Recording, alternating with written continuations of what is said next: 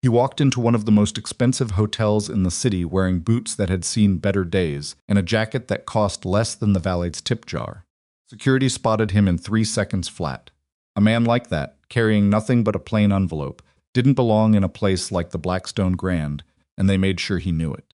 What they didn't know was that Logan Pierce had spent 11 years training to notice things other people missed. And right now, standing in that marble lobby with chandeliers overhead, and suspicion closing in from every direction, he was noticing quite a lot. If this kind of story pulls you in the kind where the most dangerous man in the room looks like nobody subscribed to this channel right now and follow every part of this story to the end. Hit that like button and drop a comment telling me what city or country you're watching from. I want to see exactly how far this story travels. Don't go anywhere. Just getting started. The Blackstone Grand Hotel was the kind of place that made ordinary people feel like they'd walked into the wrong building. 32 floors of glass and pale limestone, a lobby that echoed with the sound of heels on imported marble, and a front desk staff trained to identify, within approximately 4 seconds, whether a guest belonged or didn't. Logan Pierce didn't belong. He knew it before he pushed through the revolving door. He was 37 years old, built like someone who had spent years doing work that required carrying heavy things over long distances in bad weather. Not Jim built something leaner and quieter than that, the kind of physical condition that doesn't photograph well, but tends to matter when it counts. He had dark hair going slightly gray at the temples, a jaw that hadn't seen a razor in 3 days, and brown eyes that moved in a way most people couldn't quite identify as unusual until they thought about it later. His boots were Morel trail hikers, resoled twice. His jacket was a dark olive canvas field coat he'd owned for 6 years. He was carrying a plain manila envelope, letter-sized, sealed with a strip of packing tape. He stepped into the lobby at 4:47 in the afternoon on a Thursday in October. The gala was in 4 hours. He'd driven 2.5 hours to get here because a man named Daniel Rice had called him at 11 o'clock the previous night, sounding like someone who hadn't slept in a week, and said, "Get this to Charlotte Ashford before the Meridian Gala. Don't mail it. Don't use a messenger service. Take it yourself." Then the line had gone dead, and Logan's subsequent attempts to call back had reached a number that no longer existed. He walked across the lobby toward the front desk, got about halfway before the first one appeared. He was young, mid-20s, dark suit, the kind of earpiece wire that hotels used for senior security staff. He materialized from a position near a potted palm to Logan's left with the practiced casualness of someone who thought they were being subtle. "Excuse me, sir." Logan slowed but didn't stop. "Help you? Are you here for a delivery?" Logan looked at the envelope in his hand, then back at the man. "I'm here to see a guest." "Which guest?" "Charlotte Ashford." Something shifted in the young man's expression a fraction of a second, quickly controlled. "Ms. Ashford isn't accepting unscheduled visitors today. If you have a package for her, I can arrange for it to go through our receiving department." "It's not a package, sir. It's a personal letter. I'll deliver it personally." The young security guard, his name badge, said Taurus, smiled the way people smile when they've been trained to de-escalate. "I understand. But Ms. Ashford is a featured guest at this evening's event, and our protocol for VIP guests during preparation windows." "Where's your head of security?" Logan said. Torres blinked. "I'm sorry? Your head of security. I'd like to speak with him." Pause was short but real. "I can connect you with my supervisor." "That's fine." Torres made a small gesture toward the far side of the lobby, near a bank of elevators, and Logan followed him. He used the walk to look at the room properly.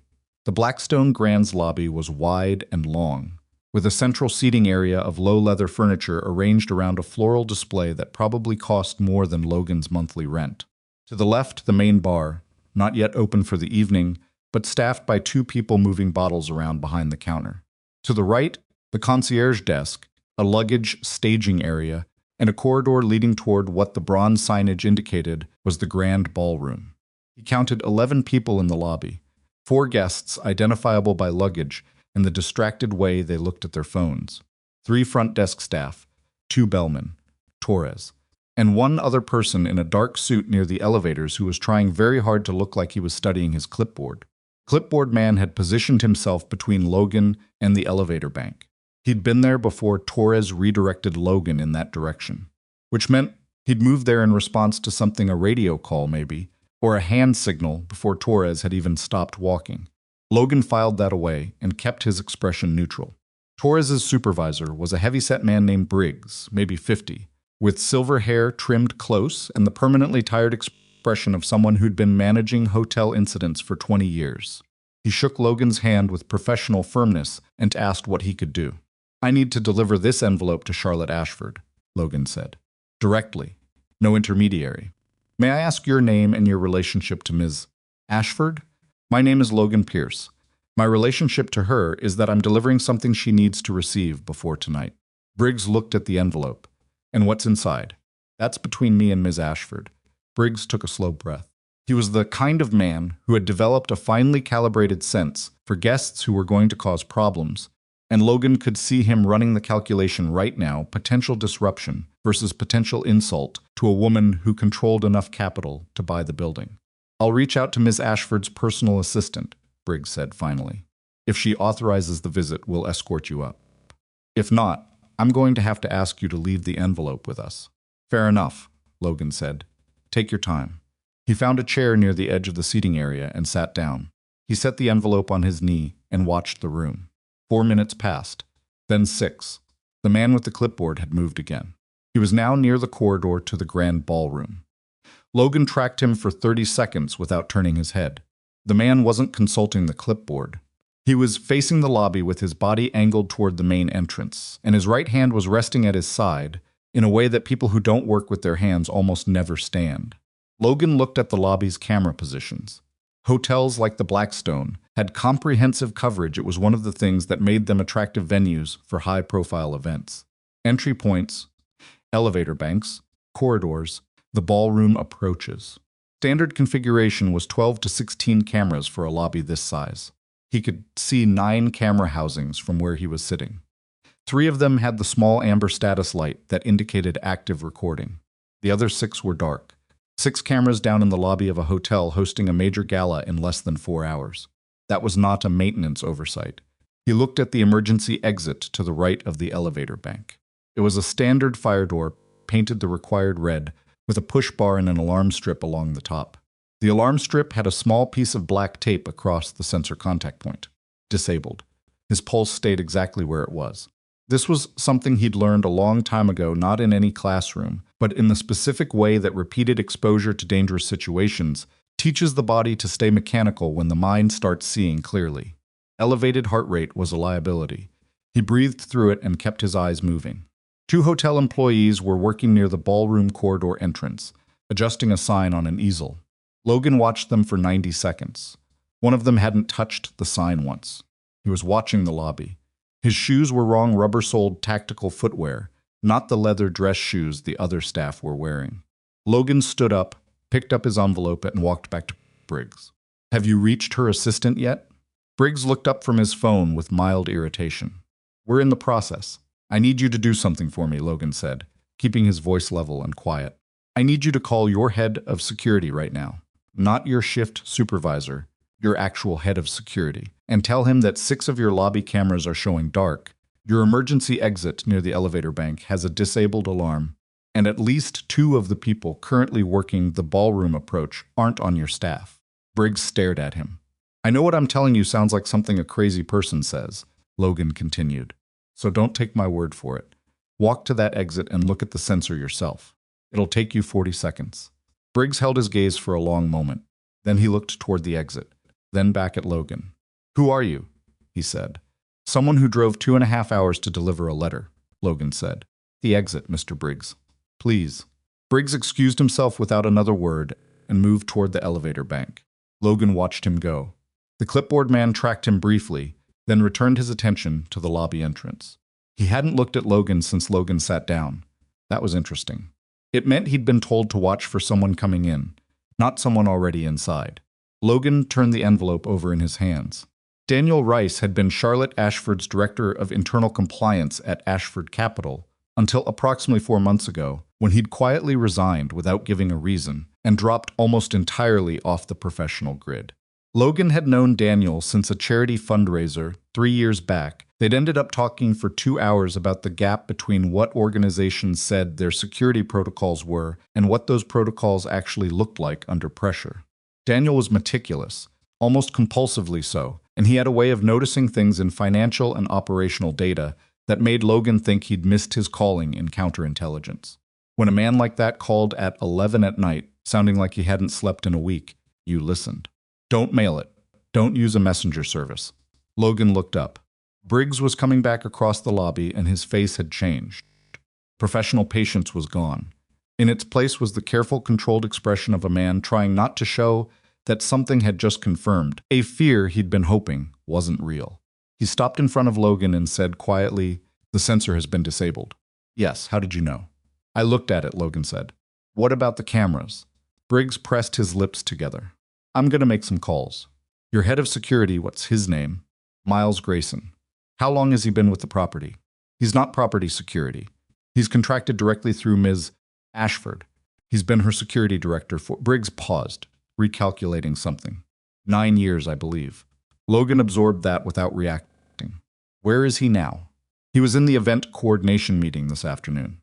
I'd assume he's somewhere on property preparing for the gala." "I need to see Ms. Ashford," Logan said. "Whatever your normal protocol is, set it aside for the next 10 minutes. Because whatever's in this envelope," he held it up, "it's not the only problem she has tonight." Briggs looked at him for a long time. Then he picked up his radio.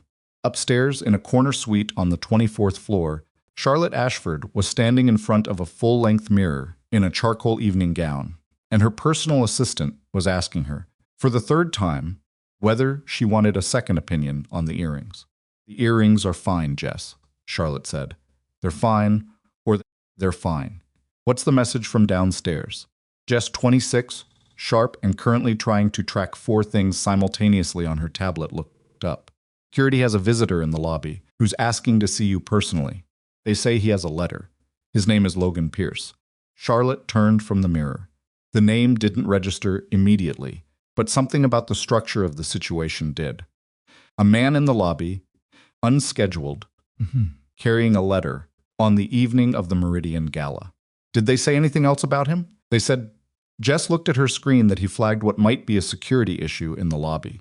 "Briggs is asking whether you want to come down or have him brought up." Charlotte looked at her reflection for a moment.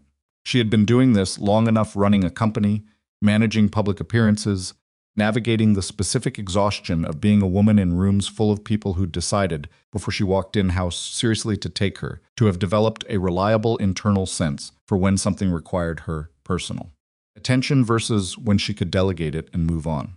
This felt like the former. "Bring him up," she said. Logan rode the elevator to 24 in the company of 2 security personnel who didn't speak to him and were clearly trying to decide what category of situation they were dealing with. He didn't help them figure it out. He stood with his back to the elevator wall and watched the floor numbers. The suite was large, a sitting room, a dining area through a pair of double doors, and a view of the city's early evening skyline that stretched far enough to feel slightly absurd. Charlotte Ashford was standing near the windows when he was shown in, and she was taller than he'd expected from the photographs, 5'9", maybe with dark hair pulled back, dark eyes that evaluated him quickly and without apology. She was 30 years old and controlled one of the more significant private development portfolios on the eastern seaboard. She looked like someone who had spent years mastering the particular skill of being formidable without seeming to try. She looked at him, at his jacket, at his boots, at the envelope. "Mr. Pierce," she said. "Miss Ashford." He held out the envelope. This came from Daniel Rice. Something moved in her expression, recognition, and then concern, quickly managed. "Daniel resigned 4 months ago." "I know. He called me last night. He sounded—" Logan paused, choosing the word. "He sounded like someone who was trying to get information to you before he ran out of time to do it." She took the envelope, didn't open it immediately. "How do you know Daniel?" "We met a few years back. I do private security consulting. He knew my background." "Which is?" "Navy. 11 years. Last posting was with the SEAL team operating primarily in high-risks extraction and threat assessment." He said it the way he said most things without decoration. "After I left the military, I did contract security work for about 4 years. Now I consult independently, mostly for corporate clients." Charlotte was watching him carefully. "And Daniel called you specifically to bring me this. He said don't mail it and don't use a messenger service." Logan looked at the envelope in her hands. "He didn't tell me what was in it, but he seemed to think it was important enough that it needed to reach you directly tonight before this event." She pulled the tape from the envelope, lifted the flap, and took out what was inside. Logan waited. He'd been curious about the content since he'd agreed to drive here, but he'd been raised by a woman who believed very strongly that private communications were private, and that belief had stuck. What he watched instead was Charlotte Ashford's face as she read. She was good at controlling her expression, genuinely good, the kind of practiced neutral that came from years of board meetings and investor presentations and public scrutiny. But she wasn't perfect. Nobody was. And Logan was very good at reading the imperfections. She went still first. Then her breathing changed shallower, slightly faster. Then she turned to the second page, and something in her jaw tightened in a way she wasn't aware of. "Jess," she said. Her voice came out level. "Give us a few minutes." Jess looked at Logan, then at Charlotte, and left without a word. Charlotte looked up from the pages. "How much do you know about the Meridian project?" "Only what's been in the news," Logan said. "Major urban development deal. Significant. It represents approximately 40% of my company's valuation over the next decade," Charlotte said. "If the project transfers to another entity, if I lose operational control, the company doesn't survive it intact." She looked back at the pages. Daniel spent 4 months documenting what he believes is a coordinated effort to force exactly that outcome. Tonight, she set the pages on the table beside her. During the gala, he sent specific documentation, names, dates, internal system access logs. She was quiet for a moment. He's been tracking this since before he resigned. He resigned because he thought staying inside would make him a liability. Logan looked at the papers, then at her. "Ms. Ashford, I need to tell you something about what I observed downstairs." She looked at him. 6 of your lobby cameras are showing dark. The emergency exit near the elevator bank has a disabled alarm sensor, and I counted at least 2 individuals in the lobby presenting as hotel staff who aren't wrong shoes, wrong positioning, wrong behavioral pattern for event prep workers. He paused. People you're dealing with are already inside the building. The suite was quiet for a moment. Outside the windows, the Sifra starting its evening. Indifferent.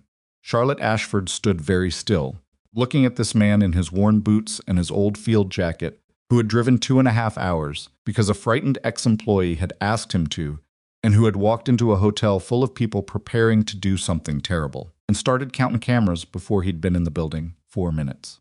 "You notice a lot," she said. "It's a habit," Logan said. "Kept me alive." She picked up Daniel's pages again. Her hands weren't shaking. He noted that with something close to respect. "The gala starts at 9, she said. 400 guests. My entire executive team, 6 board members, significant press presence." She looked at him. "If I cancel, they know we've found them, and Daniel's documentation goes to nothing. They disappear and come back another way." "That's right. But if I continue the event..." "You give them a reason to stay visible," Logan said. "And you give me time to find out exactly what they have in place before they use it." She studied him. "You're suggesting I walk into a building that's already been compromised, in front of 400 people, and act like nothing's wrong." "You were going to do that anyway," Logan said. "Only difference is now you know it's wrong." A long silence. "What do you need?" Charlotte said. "Access," Logan said. "Building schematics, if you can get them. Your head of security's personnel files." He paused. "And whatever Daniel says about Miles Grayson." Charlotte went very still. Logan waited. "Daniel mentions Miles," she said slowly. "On the 3rd page." "I know," Logan said. He hadn't read the letter, but he'd watched her face when she turned to that page. "What does he say?" Charlotte Ashford, who had built a company from the ground up and stood in rooms full of powerful people and held her own in every one of them, looked briefly, just briefly, like someone who had been punched somewhere they hadn't expected. "He says Miles has been working against me for years," she said. "He says it started small, and he has the access logs to prove it." She set the pages down and looked at the window. The city was bright and indifferent beyond the glass. "Miles has been with me since the beginning." "I know," Logan said. "That's what makes it work." She didn't say anything for a moment. Then she straightened, and whatever had shown through was gone. She looked like Charlotte Ashford, again controlled, precise, already calculating. "All right," she said. "Let's talk about what happens next." Logan nodded. Outside, the sun was dropping toward the rooftops, and in 4 hours the ballroom downstairs would fill with 400 people who had no idea what kind of evening they were walking into. He set his envelope on the table beside Daniel Rice's pages and got to work.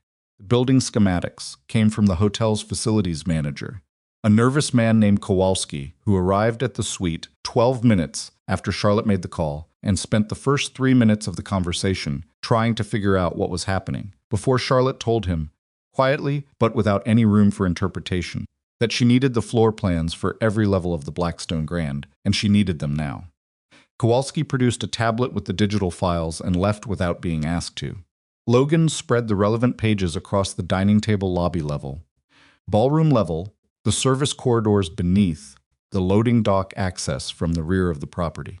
He'd asked for a legal pad and a pen, and Charlotte had found one in the suite's desk drawer, and now she stood across the table from him while he marked positions and measured distances with his thumb against the scale bar. "Walk me through the gala layout," he said without looking up.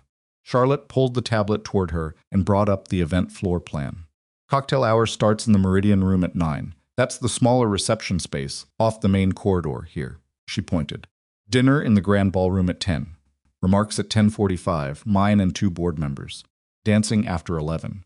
Where are you seated during dinner?" "Head table.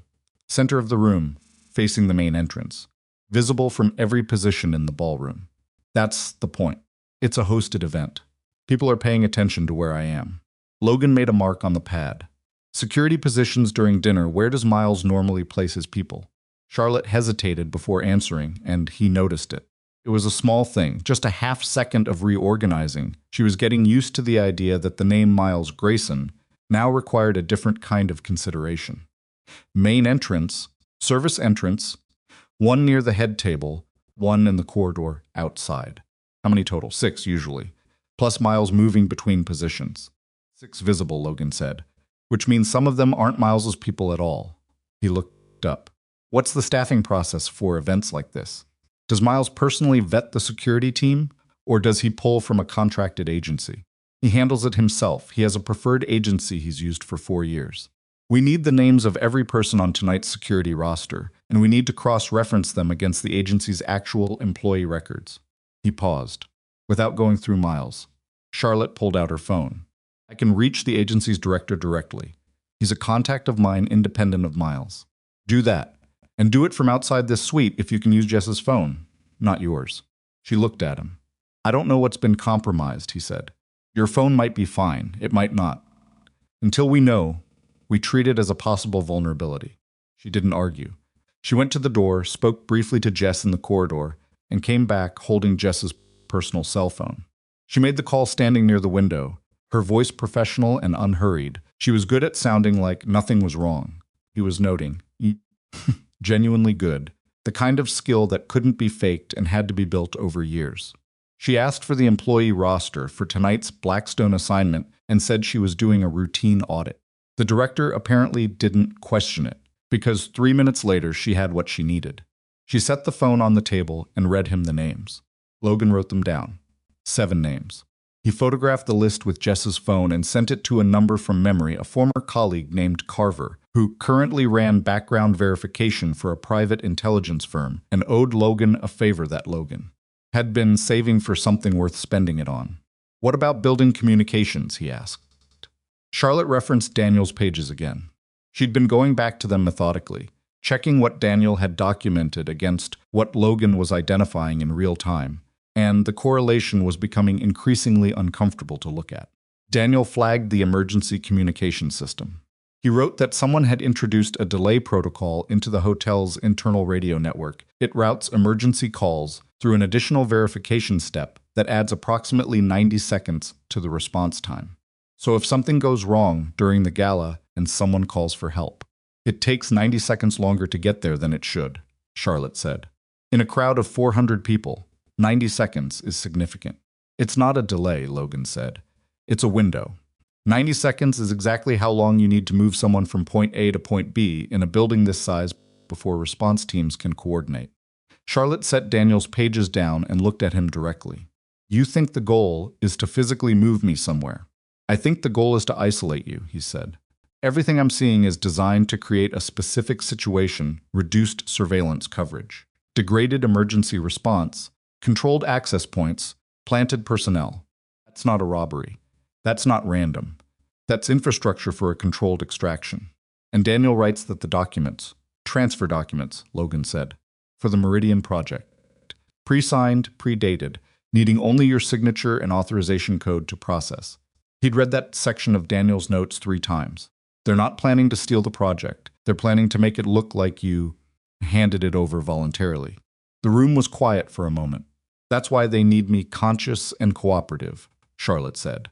She said it without visible emotion, working through it the way she probably worked through complex financial problems methodically, keeping the feeling out of the processing so the processing could happen cleanly, not incapacitated, not removed, just pressured in a controlled environment with enough leverage that you sign. Logan looked at the floor plan. Question is what leverage? Charlotte's jaw worked slightly. Daniel mentions a name, a hotel employee. He writes that someone on staff has been identified as a possible coercion point, someone with a family situation that makes them vulnerable. Logan thought about the man he'd seen near the ballroom corridor. The wrong shoes, the wrong posture, the clipboard that wasn't being used. We need to find out who on the hotel staff was approached in the last few weeks. Financial trouble, family pressure, something that someone could use. He looked at her. It's a harder ask. I can't exactly interview the housekeeping staff tonight. Briggs might know, Charlotte said. He's been here 12 years. If someone on his staff was having problems, he might have noticed. Logan finished. Get him up here. While Charlotte made another call, Logan went back to the floor plan. He was looking at the service corridors, the network of staff-only passages that ran parallel to the public spaces in hotels like this, invisible to guests, used for moving food and equipment without disrupting the event experience. In a building designed to host events at this scale, the service infrastructure was essentially a second building, nested inside the first. He traced the corridor that ran along the eastern side of the ballroom, connected via a stairwell to the loading dock level below, which connected to the rear delivery entrance on the building's back side, which opened onto an alley that ran between the Blackstone Grand and the parking structure next door. That was an exit route, a clean one. The problem was that someone had to know it was there, know it was accessible, and have a vehicle positioned at the right point, which meant the operation had internal knowledge of the hotel's layout, which meant someone with legitimate access to that information had provided it.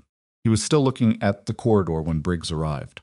The facilities manager came in behind him, and Logan noted that Briggs had brought Kowalski without being asked. Either Briggs was thorough by nature, or he'd already started putting pieces together on his own. The security supervisor's expression was different from the lobby. The professional patience was entirely gone now, replaced by something that combined controlled alarm with the specific grimness of a man who's realized a problem he'd dismissed was, in fact, very real. The cameras, Briggs said before anyone spoke. I checked all of them. 9 down in total, counting the lobby. 3 in the ballroom approach corridor, 2 in the service level, 1 at the loading dock. Pattern? Logan asked. All on the eastern side of the building. Briggs looked at the floor plan. Every single one. Logan pointed to the service corridor on the eastern side. This runs the full length of the ballroom level. Staff access only. Card reader at each end. Who has card access to this corridor tonight? Briggs and Kowalski exchanged a look. Standard event staffing, Kowalski said. Catering, housekeeping, AV crew, security. Logan looked at Briggs, Miles Grayson's people. They'd need access to move between positions during the event. Yes. All right. Logan straightened. I need you to do something that's going to feel wrong, and I need you to trust me that it's necessary. I need you to tell Miles Grayson that 2 additional cameras have gone down in the ballroom level, the ones covering the main entrance approach. Tell him maintenance is working on it, but it may not be resolved before the event. Then I need you to watch how he responds. Briggs was quiet for a moment. Testing him.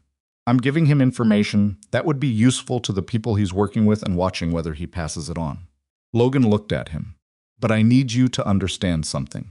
Don't do this if you're not sure you can keep your expression neutral when you tell him. If he reads you, we lose our advantage. Briggs considered this with the seriousness it deserved.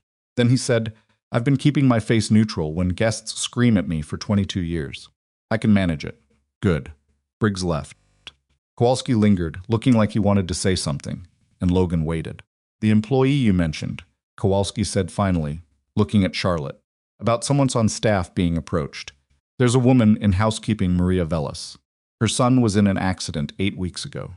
She's been under significant financial pressure since then.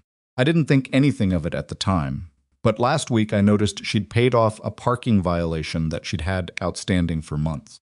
I only noticed because she mentioned it. Charlotte looked at Logan. Where is she now? Logan asked. She should be on the 4th floor. Pre-event room prep. Can you get her down here without it looking unusual? Kowalski nodded and left. Charlotte refilled her water glass and stood at the window for a moment. The city was doing what cities did at this hour, shifting registers from late afternoon to early evening. Lights coming on, the pace of the street below changing. She looked at it without really seeing it, and Logan gave her the silence. I keep thinking about Daniel, she said. He spent 4 months collecting all of this. Alone. Too afraid to come to me directly, I don't know. Afraid of what it would mean if he was wrong, maybe. Or what it would mean if he was right. She turned from the window. He should have told me. He told you now, Logan said. Through you. After he disappeared. He's not necessarily gone, Logan said. He's probably running, which is different. Charlotte looked at him. Do you actually believe that? He met her eyes. I believe Daniel Rice is very careful and very smart and was scared enough to take significant precautions before he made contact. That's not the profile of someone who gets caught easily. He paused. Profile of someone who went somewhere he thought was safe and is waiting to find out if his message got through. She nodded, once, and he could see her filing that away in whatever part of her mind was managing the emotional inventory of this evening Daniel missing. Miles a traitor, 400 guests arriving in a few hours to a building that had been quietly turned into a trap. The message from Carver came back 17 minutes later to Jess's phone. Logan read it twice. Of the 7 names on the security roster, 5 matched legitimate agency employees with clean records. The 6th had an employment record that began 22 months ago, no prior history, no verifiable address before that date, the kind of paper-thin background that indicated a constructed identity. The 7th name matched an employee who had reportedly left the agency 8 months ago and whose departure had, according to Carver, never been properly logged. 2 plants, minimum. Logan showed Charlotte. She read the message without commenting, then handed the phone back. Maria Velas arrived 10 minutes later, mid-40s, tired-looking in the way that people who work physically demanding jobs and are also carrying financial fear get tired, a specific combination of exhaustion that sat deep.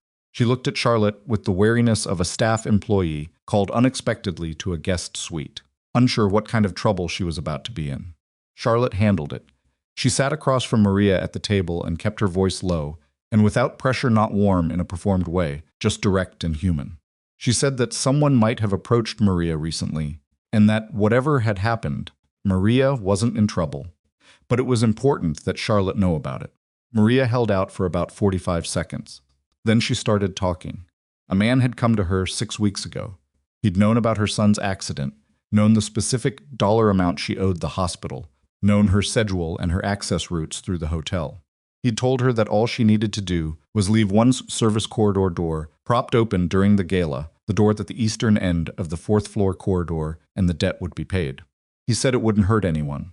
She'd been afraid, and she'd needed the money, and she'd said yes. She started crying about halfway through. Charlotte handed her the water glass and didn't look away while Maria talked. When she finished, Logan asked one question. Did he tell you when to prop the door? 8:30, Maria said, before the guests arrive.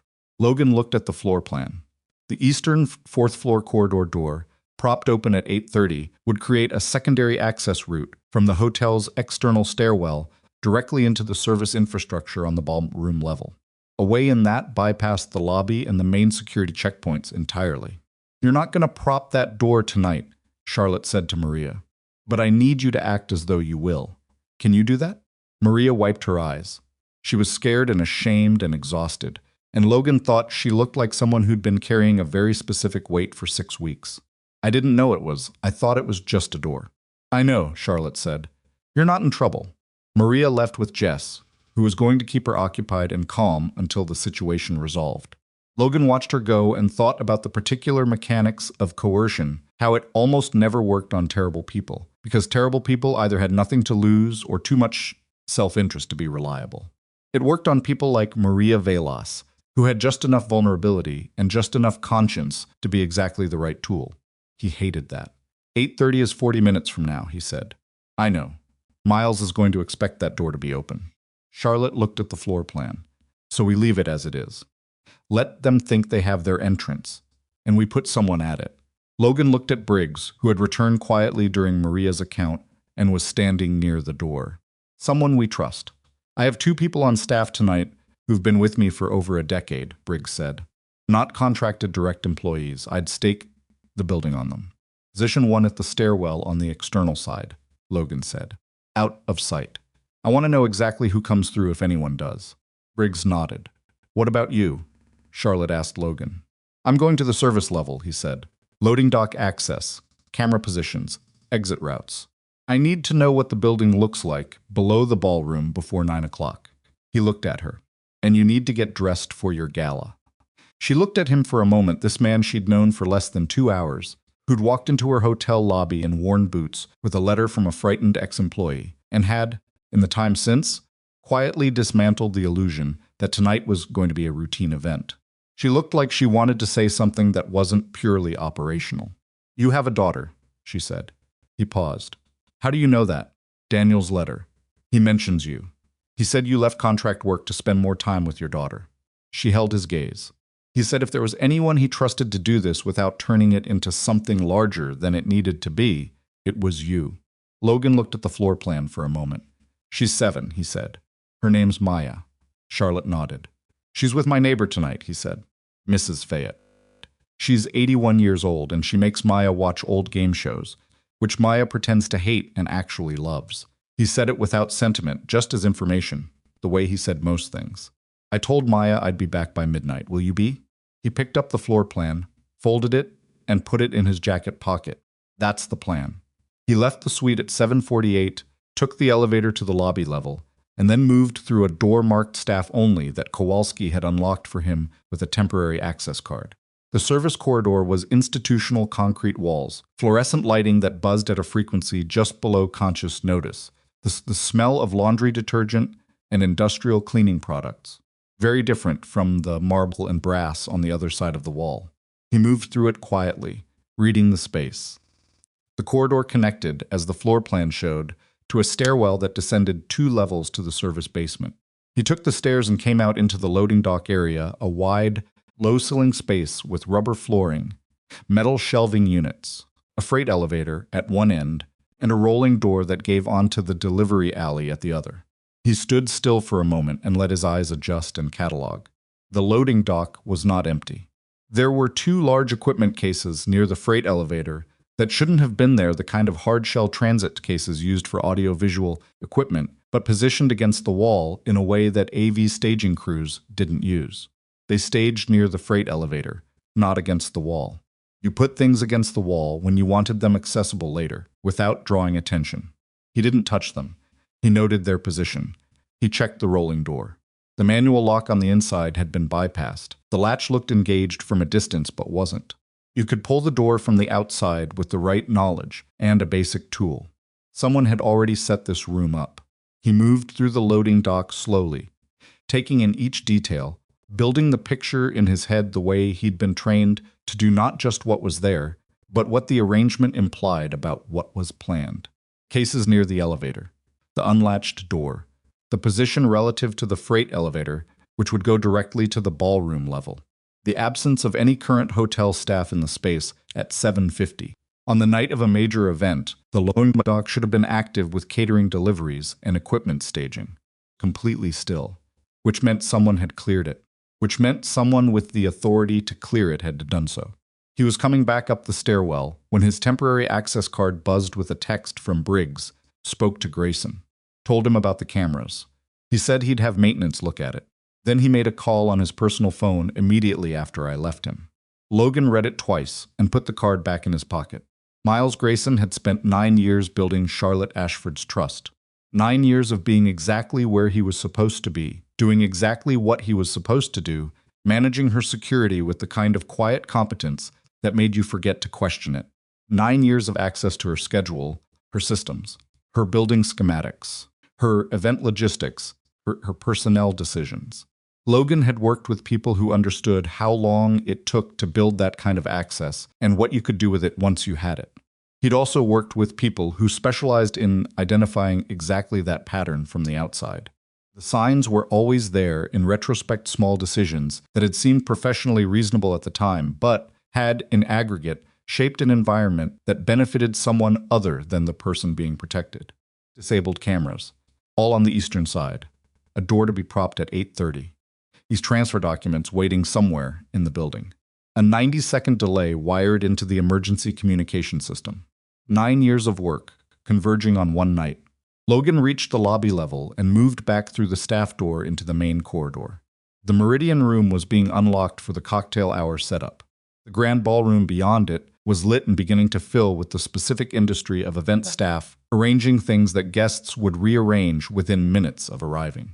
He scanned the room and found the two planted security personnel. They were easier to spot, now that he knew what to look for.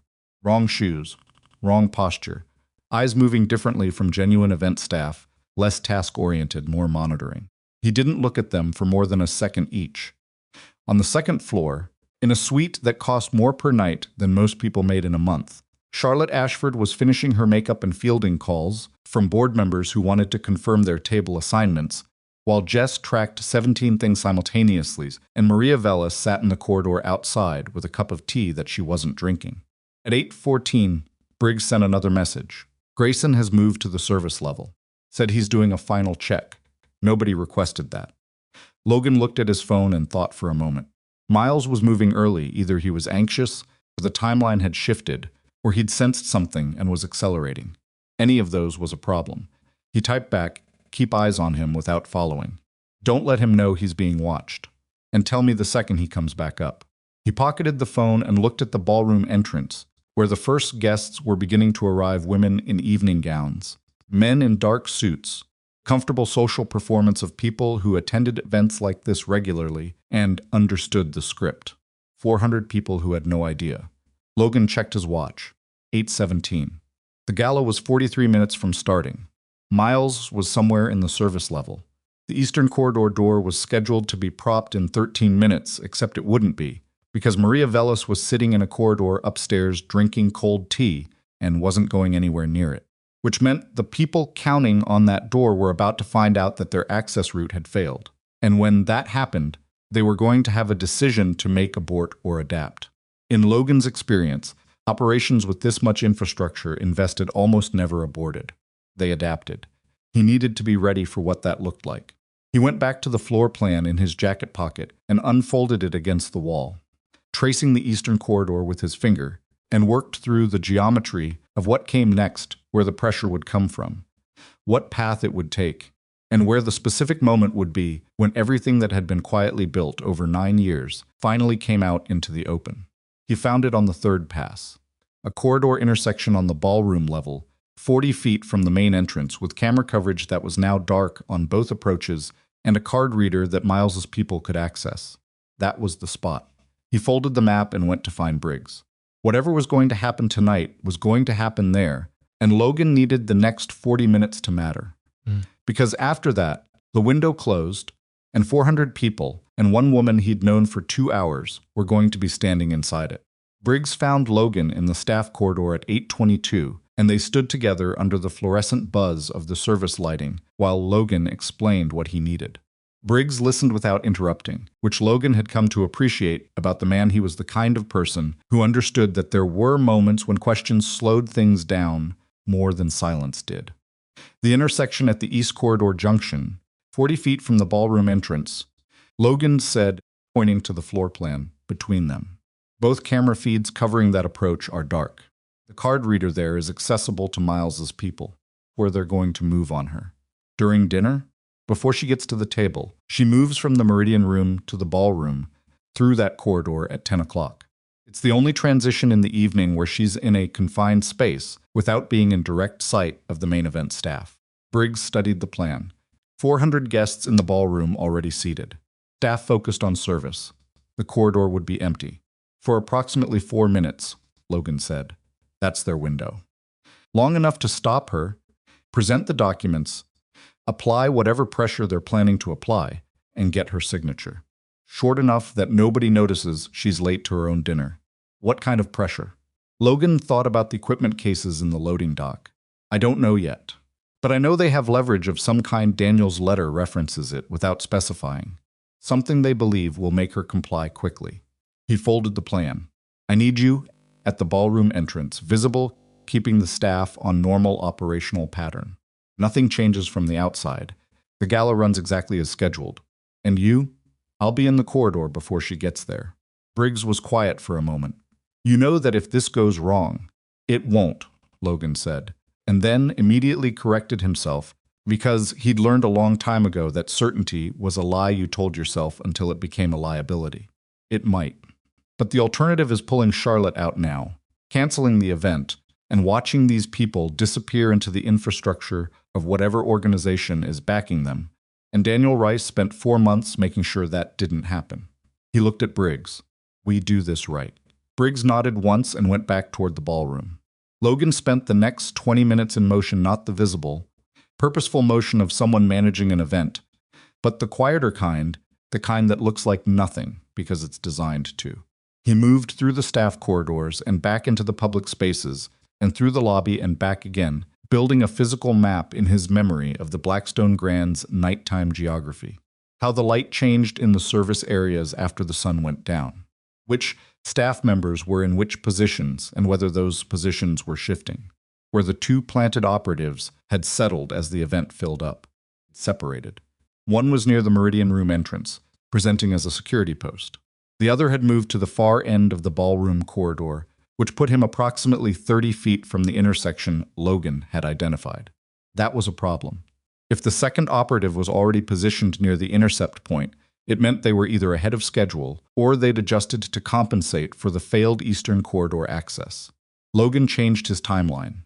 He sent a text to Briggs from Jess's phone. He'd borrowed it again without explaining why, and Jess had handed it over without asking, which made him think she was sharper than most people in her role. Tell Charlotte to move her corridor transition up by 10 minutes, 9:50 instead of 10. Make it look like scheduling. The reply came back in 4 minutes. Done. She said understood. He didn't know if Charlotte understood what specifically he was adjusting for, or if she'd simply filed it as a tactical change and adapted the way she'd been adapting all evening without visible distress, without asking for more explanation than she needed. He thought it was probably the latter. She had that quality that certain people developed under long pressure, the ability to absorb new information and recalibrate quickly, without the emotional processing lag that made most people slow.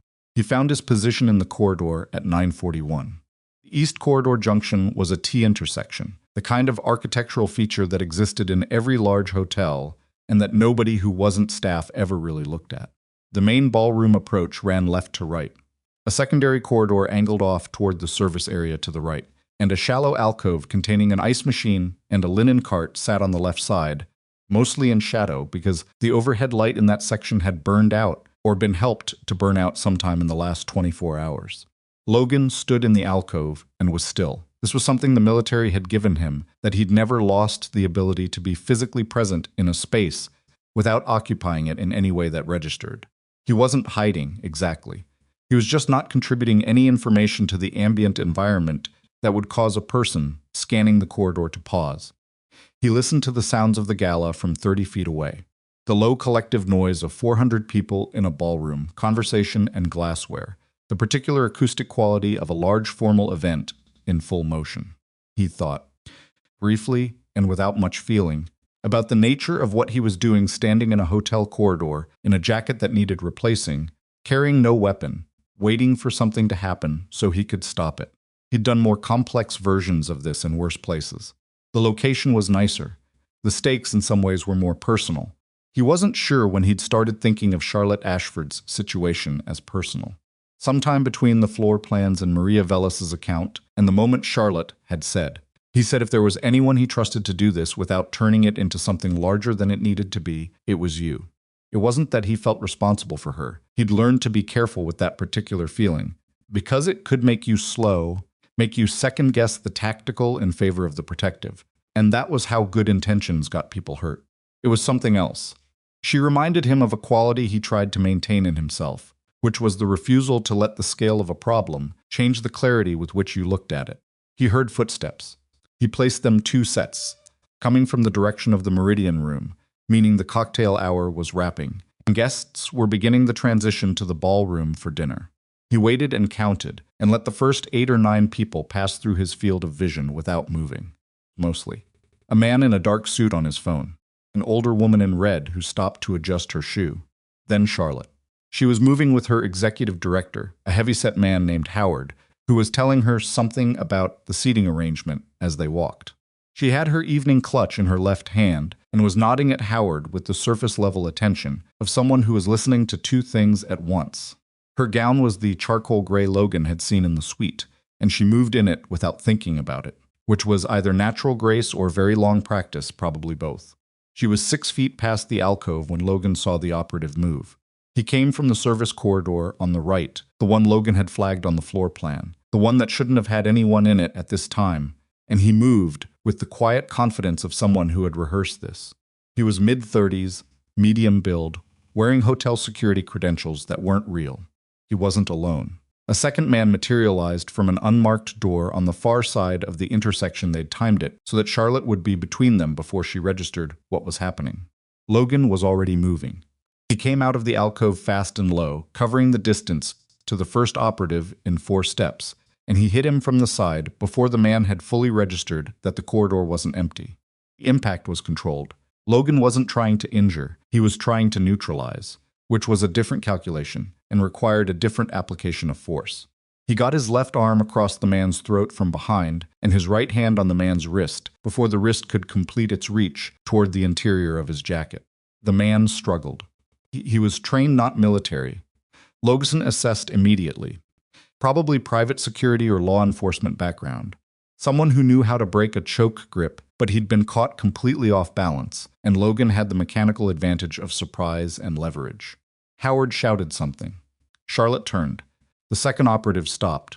This was the critical moment. Logan had one man immobilized, and the second man assessing whether to engage or abort, and there was a half-second where it could go either direction.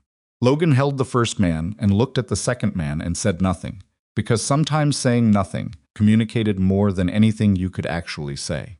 The second operative took 1 step back.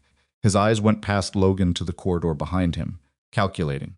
"Don't," Logan said. Just the one word. The second man's jaw moved slightly. Then his hand came up in a small, controlled gesture, not a threat. A communication, and he turned and went back the way he'd come, through the unmarked door. Logan let the first operative down against the wall, keeping control of his right arm. The man was breathing hard, face flushed, not fighting anymore. He had the look of someone who'd understood in the last 15 seconds that the evening had gone significantly off script.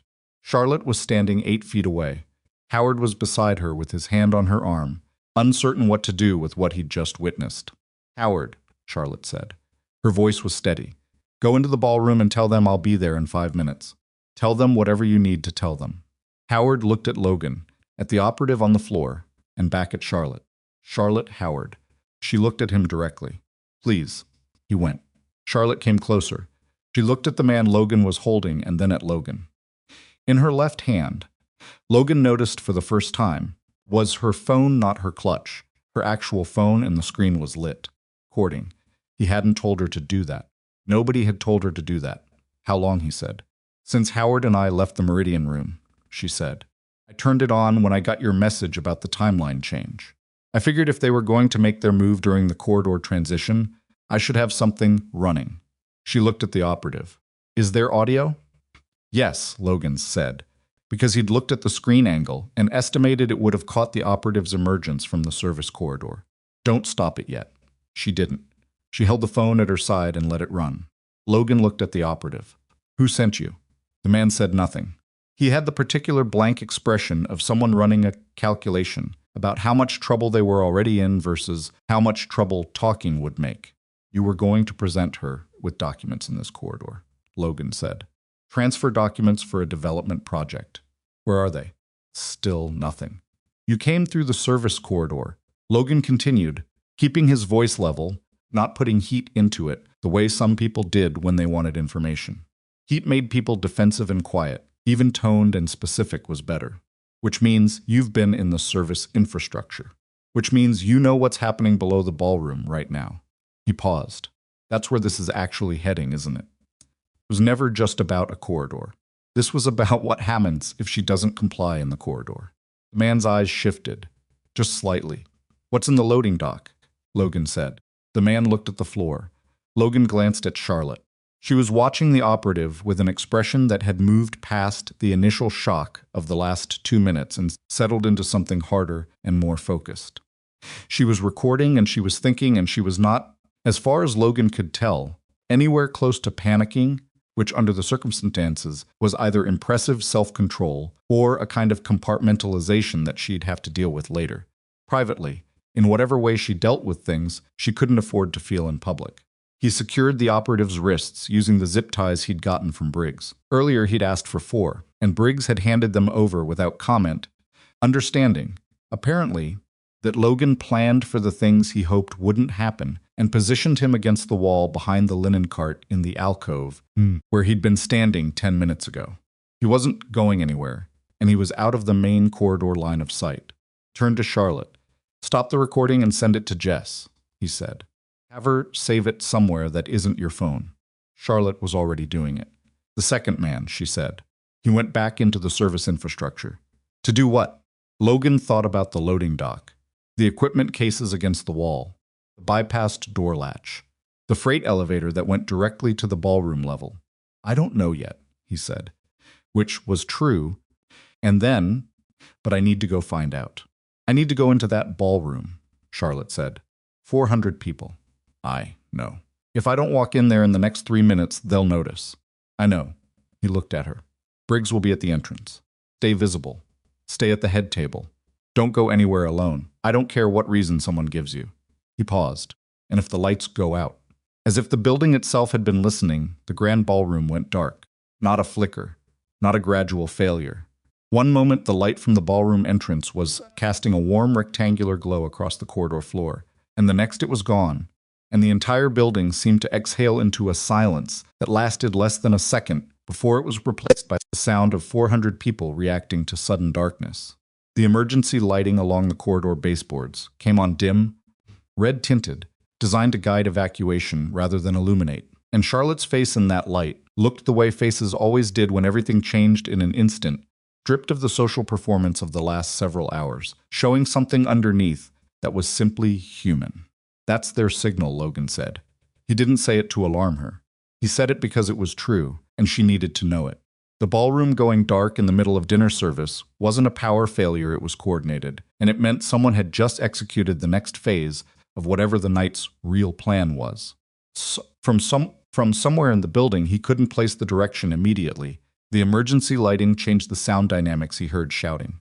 Not panicked screaming, the more organized kind of shouting that meant security staff responding to an incident. And under it, barely audible, the low mechanical sound of the freight elevator running. He looked at Charlotte. "Get into that ballroom. Find Briggs immediately. Don't wait for the lights to come back." "Where are you going?" "Service level," he said. "Loading dock." Logan, she stopped herself. Whatever she'd been about to say, she set it aside. "Careful." He went. The staff door to the service corridor was 30 feet away, and he covered it fast. Behind him, he heard Charlotte's heels on the marble as she moved toward the ballroom entrance, and he registered the sound and then let it go, because he couldn't do 2 things at once, and the thing he needed to do was in the basement. The service corridor was darker. Now the emergency baseboard lights gave him enough to navigate by. But the fluorescent overheads were dead, along with the ballroom system. And the building's backup power was doing the minimal required work of keeping the emergency systems functional rather than the broader work of keeping the hotel operational. He moved through the staff corridors by memory and reached the stairwell and took the stairs down to the loading dock level at a pace that was fast without being reckless. Because reckless in a dark stairwell was how you arrived at your destination already compromised. He heard voices before he reached the bottom. He slowed on the last landing and went down the final flight carefully, 1 step at a time, keeping his weight on the outside edge of each tread where the concrete was solid against the wall and less likely to transmit sound. The door to the loading dock was propped slightly open. He could see the line of light from whatever they had running in there, stronger than the emergency system, something portable. He stopped at the door and listened. 2 voices. One he didn't recognize, low, authoritative, giving instructions in short sentences. The other was Miles Grayson's. He'd heard Miles's voice twice before tonight, once when Briggs had described speaking to him, and once when Charlotte had replayed a voicemail for him in the suite, wanting Logan to hear how Miles sounded when he thought he was doing routine operational work. The voice was distinctive, measured, slightly formal, the voice of someone who had spent years presenting a particular version of themselves and had gotten very good at it. Logan eased the door open another 4 inches and looked through. The loading dock was lit by 2 portable LED work lights, the kind that construction crews used, positioned to cover the central floor space without putting light near the rolling door or the freight elevator. In the middle of the floor, between the equipment cases he'd noted earlier, were 2 people. Logan didn't recognize a woman in her 50s. Professional clothing, the kind of person who looked like a senior administrator, and a younger man sitting at a folding table with a laptop. Beside the table was a hotel employee Logan hadn't seen before, female, middle-aged, uniform, sitting in a folding chair with her hands in her lap and the specific body language of someone who was not there voluntarily. That was the leverage. Not Charlotte directly. A hotel employee, someone they'd gotten to separately, in addition to the Maria Velis approach, keeping a backup in place in case the primary coercion point failed. Someone they could put in the corridor between Charlotte and the exit, or threaten in Charlotte's presence, or use as demonstration that the people making the request had already established sufficient reach. That refusal would cost someone something real. Miles Grayson was standing near the freight elevator, with a folder in his hand. He looked, from this distance, exactly like himself, composed, professional, the gray-templed security director who had spent 9 years making Charlotte Ashford's professional life safer. Nothing in his posture showed the weight of what he was doing. That was the thing about long-term betrayal. Logan thought it eventually stopped feeling like betrayal to the person doing it. It became just the other job. The corridor move failed. The man with the authoritative voice was saying. Logan couldn't see him. He was somewhere to the left of the door, outside Logan's sightline. We moved to contingency.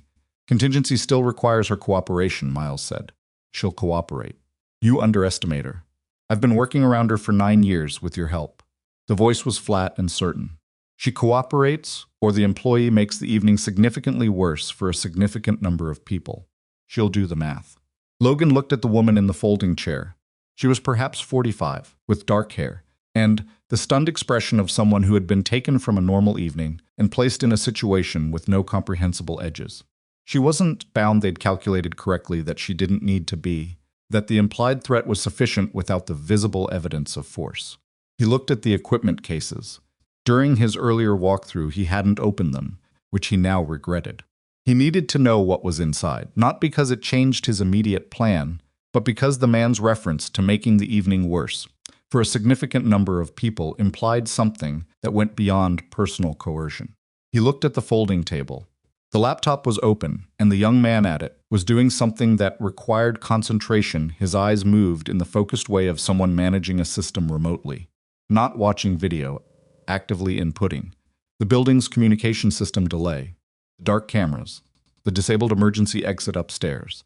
Logan thought about what you could do with the Blackstone Grand's internal systems if you had 9 years of access, a competent technical operator, and a laptop in the basement. A lot. He pulled back from the door and thought for exactly 30 seconds, which was longer than he preferred to spend on a tactical decision in the field, but shorter than he'd have liked given the variables. He had no weapon. He had 2 zip ties left in his jacket pocket, 3 if you counted the one holding the operative in the corridor upstairs. He had the element of surprise and a specific, well-developed capability for making a confined space very uncomfortable for people who weren't expecting company.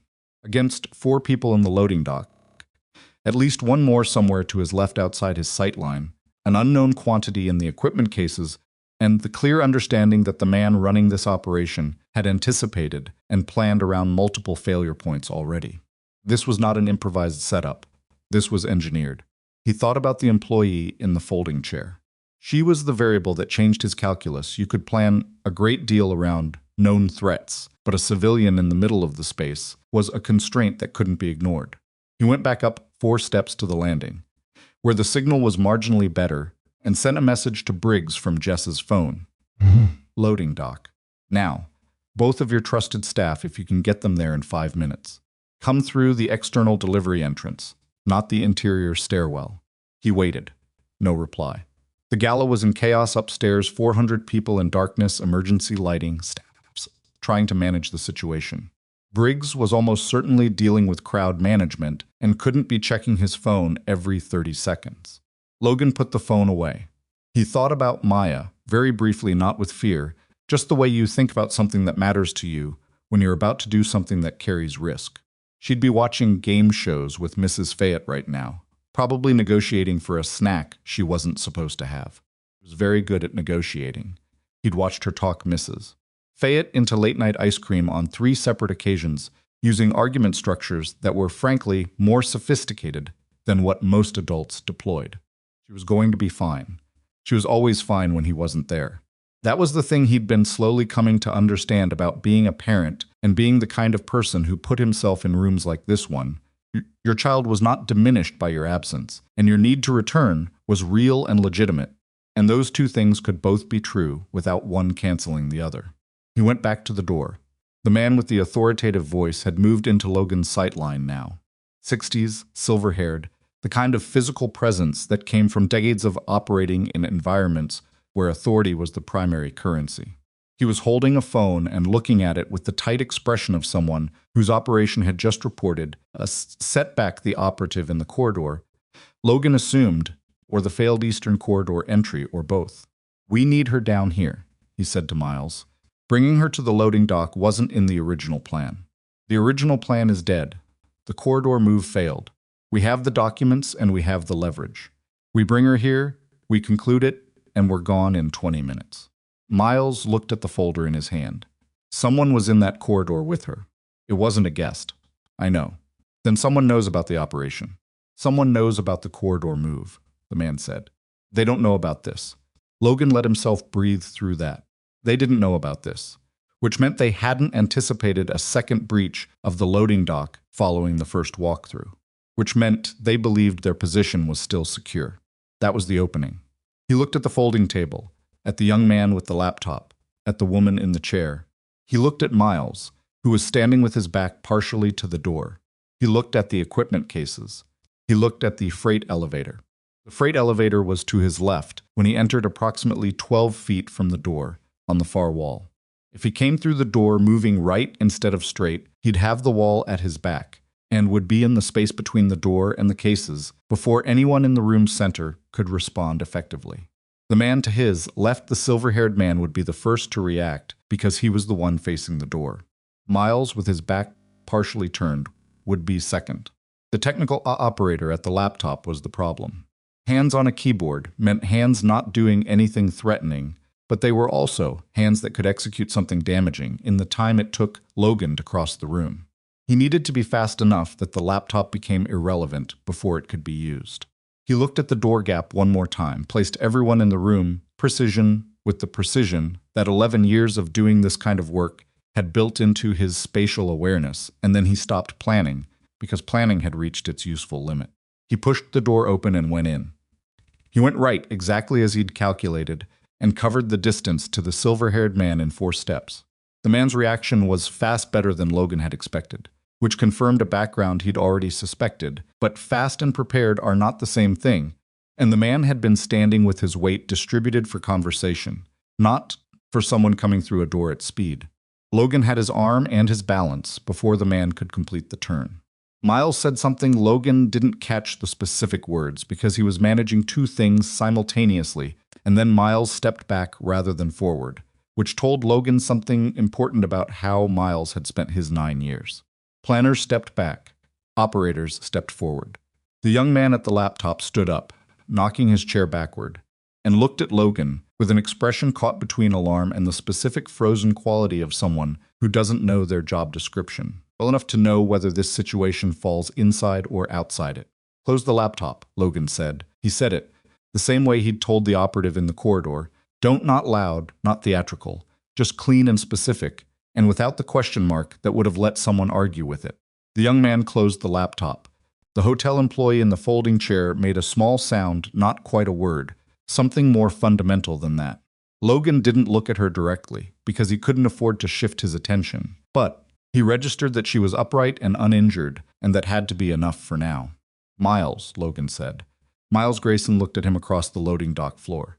In the portable LED light, he looked older than he did upstairs, not physically, but in the way that people looked older when something they'd been maintaining for a long time finally stopped being maintained. His face was loose in a way it hadn't been in the corridor recording Charlotte had played, in the way it hadn't been in any of the professional contexts where he'd spent 9 years being exactly who Charlotte needed him to be. "You drove here from where?" Miles said. "Daniel sent you." "Daniel sent the letter," Logan said. "I drove myself." "You have no authority here." "I have you in a room," Logan said. "That's enough for tonight." Miles looked at the silver-haired man, whose arm Logan still controlled, and something passed between them that Logan couldn't fully read, a communication that had the quality of two people who had worked together long enough to have a language made of glances. Then Miles looked at the folder in his hand. "She was going to lose the project regardless," Miles said. "Eventually. The people behind this own enough of her supply chain and regulatory relationships that it was a matter of time. We were offering her the chance to do it on terms that left her something." "That's a very organized way to talk about extortion," Logan said. "It's business. It's 9 years of betrayal," Logan said. "From someone she trusted completely." He held Miles's gaze. "You can explain the difference to her yourself." Miles went quiet. From above them, from the direction of the ballroom, transmitted through the building's bones in the way that sound traveled in old construction, Logan heard something change. The ambient noise of the gala, the collective register of 400 people managing unexpected darkness, shifted. It didn't get louder. It got more organized. Emergency lighting going broader, maybe. Staff getting the crowd settled. Then his phone buzzed. "Briggs, where are you?" He typed back with one hand, keeping his hold on the silver-haired man. "Loading dock. Come now. Bring whoever you have." He looked at Miles. "Sit down," he said. "All of you. We're going to wait right here." The silver-haired man, whose arm Logan still controlled, said nothing. The young man at the folding table sat back down in front of his closed laptop. Miles set the folder on one of the equipment cases and sat on the floor of the loading dock in his tailored suit and his 9-year-old secrets, and the hotel employee in the folding chair put her face in her hands and started to cry, quietly. The way people cried when they'd been holding something very tight for a very long time, and the moment they could let go finally arrived. Above them, 400 guests sat in gradually returning light, unaware of what had just happened, in the basement of the building they were eating dinner in. In the grand ballroom, a head table sat with one empty chair at its center, and somewhere in the managed chaos of the darkened room, Charlotte Ashford was doing exactly what Logan had told her, staying visible, staying with Briggs, waiting. Logan stood in the loading dock with 4 people he'd just walked into and held through will and positioning, and the specific advantage of being the only person in the room who had arrived without a script, and he listened to the sound of the building above him and waited for Briggs to come through the delivery door. He was going to make it by midnight. He was reasonably sure of that now. Not certain. Reasonable. That was usually enough. Briggs came through the delivery entrance 4 minutes later, with both of his trusted staff members, a man named Ortega, who had the build of someone who'd spent time doing physical work before hotel security, and a woman named Paulson, who was smaller but moved with the kind of economy that suggested she knew how to use the space she occupied. They came through the rolling door in the back wall of the loading dock and took in the scene without making it theatrical, which Logan respected. "Take positions," Logan said, and Briggs understood what that meant without elaboration. Ortega moved to the freight elevator, Paulson to the interior stairwell door. Briggs himself stood near the folding table, where the young technical operator was sitting with his hands flat on the closed laptop, looking like a man recalculating every decision he'd made in the last 18 months. Logan stepped back from the silver-haired man, who straightened his jacket with the automatic dignity of someone who'd spent decades using composure as armor. Up close, he was older than he'd looked from the door, late 60s, maybe 70s, with the particular kind of face that had probably been handsome 40 years ago, and had since settled into something harder and more deliberate. He looked at Logan with an expression that wasn't fear. It was assessment. The specific, careful assessment of someone deciding how much of a problem this was going to be and whether it was recoverable. "You're going to tell me your name," Logan said. Eventually the man said, "Sure." Logan looked at Miles. "What's his name?" Miles was sitting on the loading dock floor with his back against one of the equipment cases. He'd been sitting there for 4 minutes now and hadn't tried to get up. hadn't tried to negotiate, hadn't done anything except look at a point on the concrete between his feet, with the focused blankness of a man running an internal inventory he didn't particularly want to complete. He looked up when Logan spoke to him. "His name is Garrett Ellison," Miles said. "He runs a private investment group called Vantage Meridian Partners. They've been positioning to acquire the Meridian development rights for 3 years." Ellison's expression didn't change. He looked at Miles the way you looked at someone who had just done something you'd calculated they might do and had decided in advance not to react to. "Vantage Meridian," Logan said. "Not subtle. It's a holding company name," Ellison said. "There are 17 layers between it and anything you'd recognize. So tonight was a timeline acceleration," Ellison said, as though he were describing a board meeting. "Charlotte Ashford was going to face regulatory pressure on the Meridian permits in approximately 4 months. We have relationships in the relevant oversight offices. Permits would have stalled, the project would have missed its financing window, and the development rights would have reverted to negotiation. We simply moved the process forward and offered her a more direct path. You tried to force her to sign the project away at gunpoint. There was no gun. There was a woman in a folding chair being held against her will." Ellison looked at the hotel employee. She was still in the chair, not crying anymore, just sitting with her arms folded around herself in the way people sat when they were waiting for something to be over. Her name, Logan had gotten from Briggs in a whispered exchange, was Renata Chen. She was 43 years old, had worked at the Blackstone Grand for 6 years, and had been approached in the parking structure 2 weeks ago by someone who'd shown her photographs of her teenage sons and told her that his scholarship application to a particular university could go forward or could encounter complications depending on her cooperation tonight.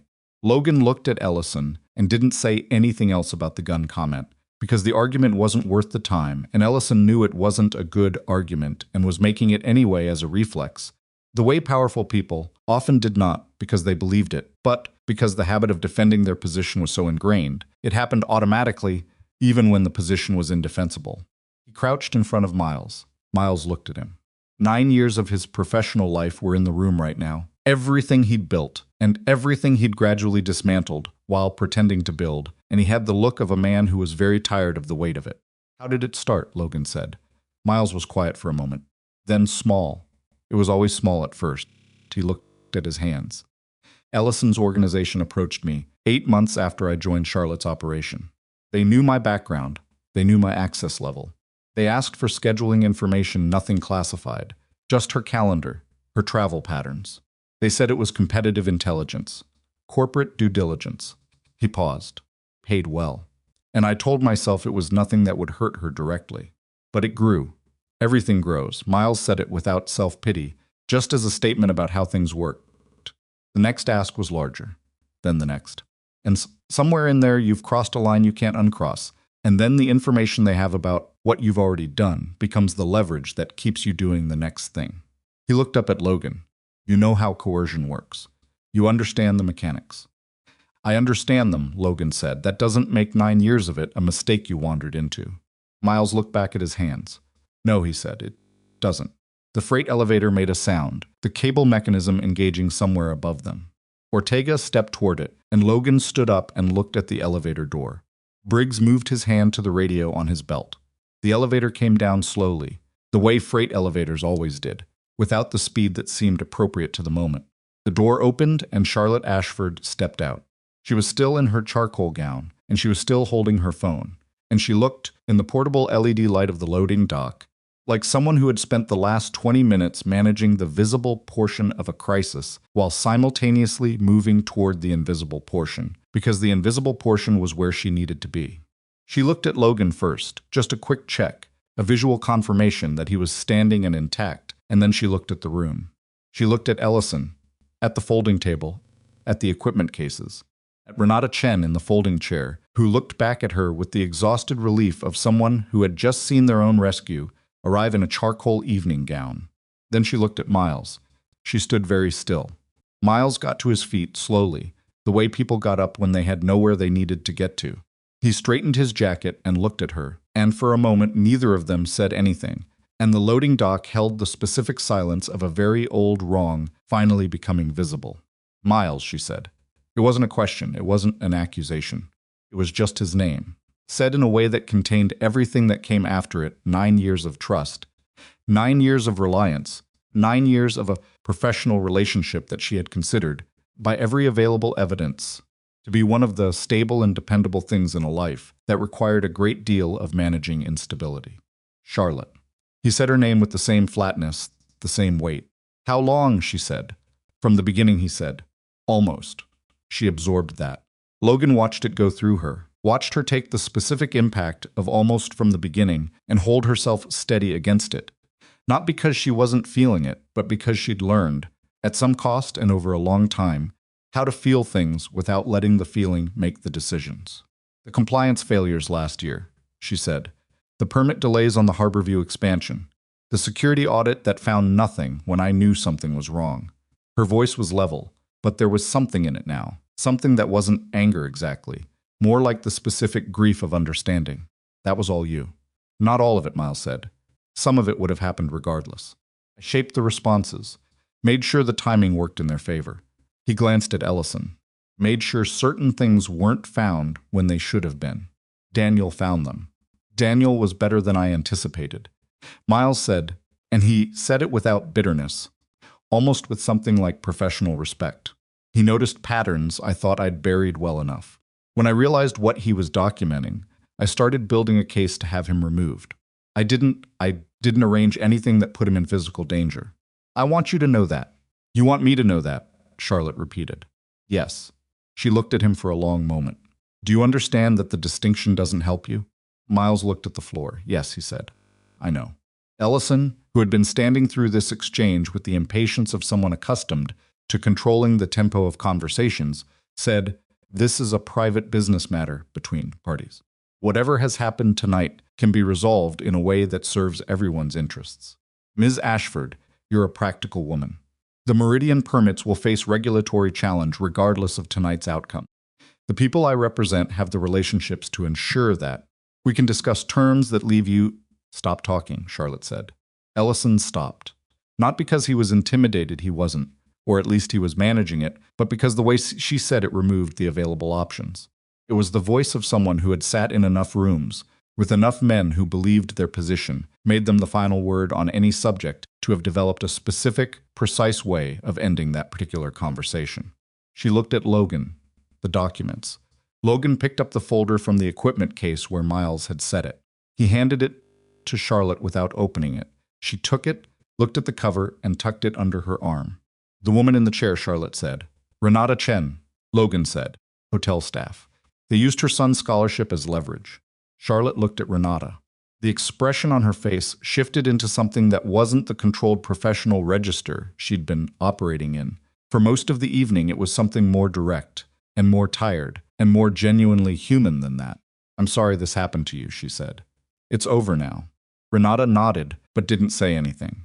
She looked like she needed to be somewhere other than this room, and Logan thought she was probably right about that. Briggs, Logan said. Can you get her upstairs? Paulson took Renata toward the interior stairwell, and they were gone. The loading dock felt slightly different without her. In it, the room's moral weight redistributed, without the most obvious, innocent party present. Logan looked at the equipment cases. He'd been looking at them periodically since arriving in the room, and had been working through the calculation of whether to address them directly or let the authorities do it. What's in the cases? He said to Ellison. Technical equipment, Ellison said. What kind? Signal disruption hardware. The building communication delays were run through a portable system to avoid leaving traces in the hotel's infrastructure. Ellison said it with the same flat administrative tone he'd used to describe everything else, as though the criminal nature of the activity was simply a classification system, rather than a moral category. It would have been removed before anyone thought to look for it. Who does the building's communication system serve during an emergency? Logan said. Ellison didn't answer. 400 people, Logan said. In a building with deliberately degraded emergency communications.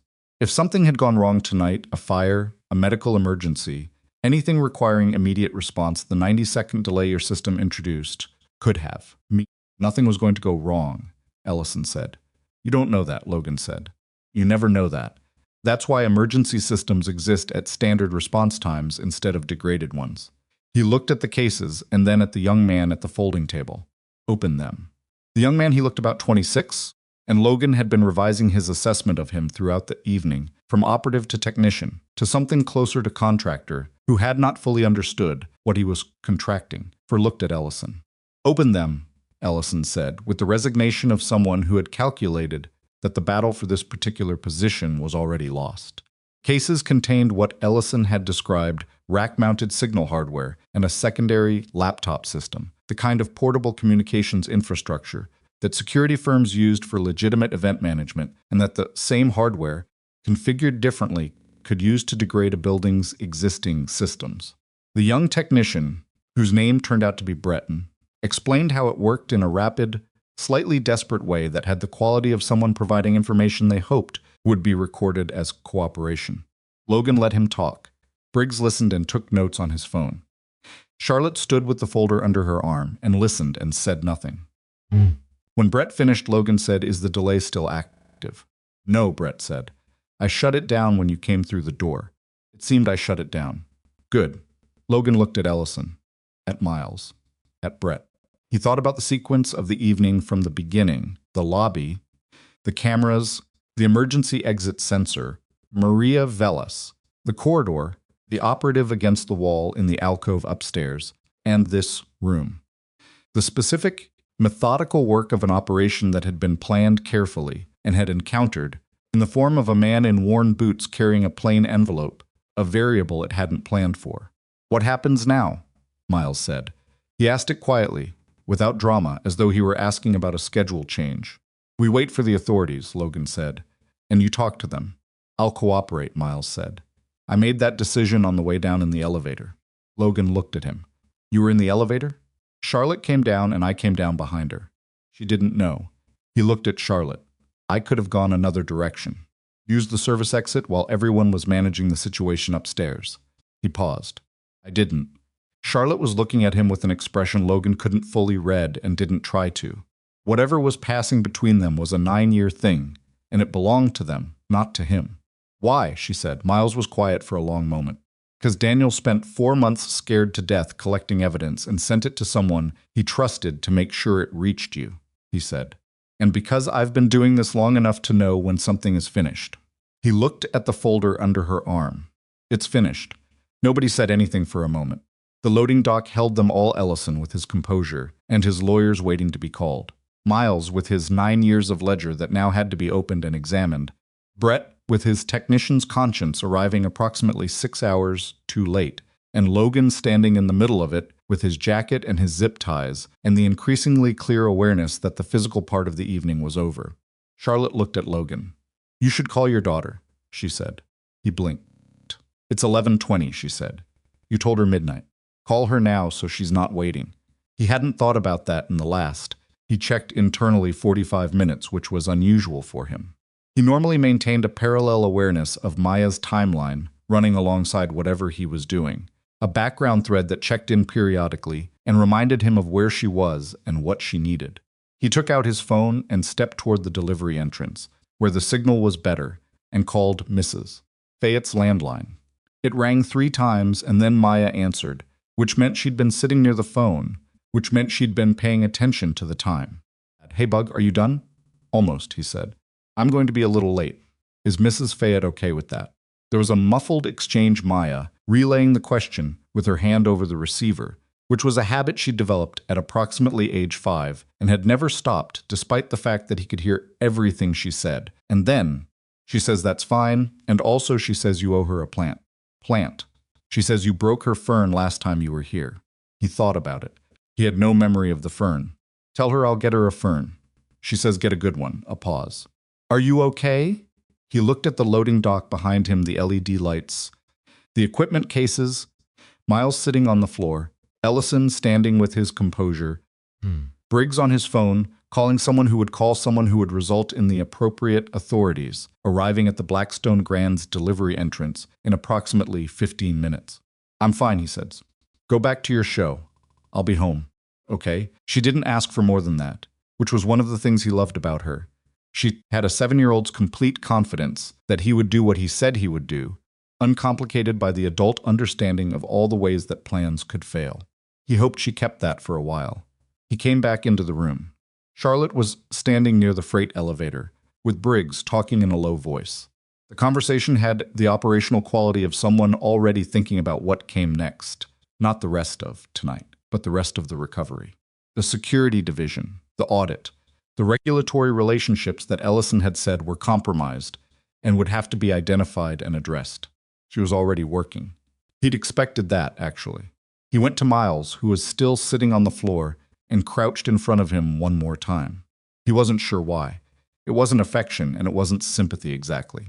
More like the specific human need to look at something clearly before it became a legal matter, and got translated into the language that courts used, which was accurate but flattened.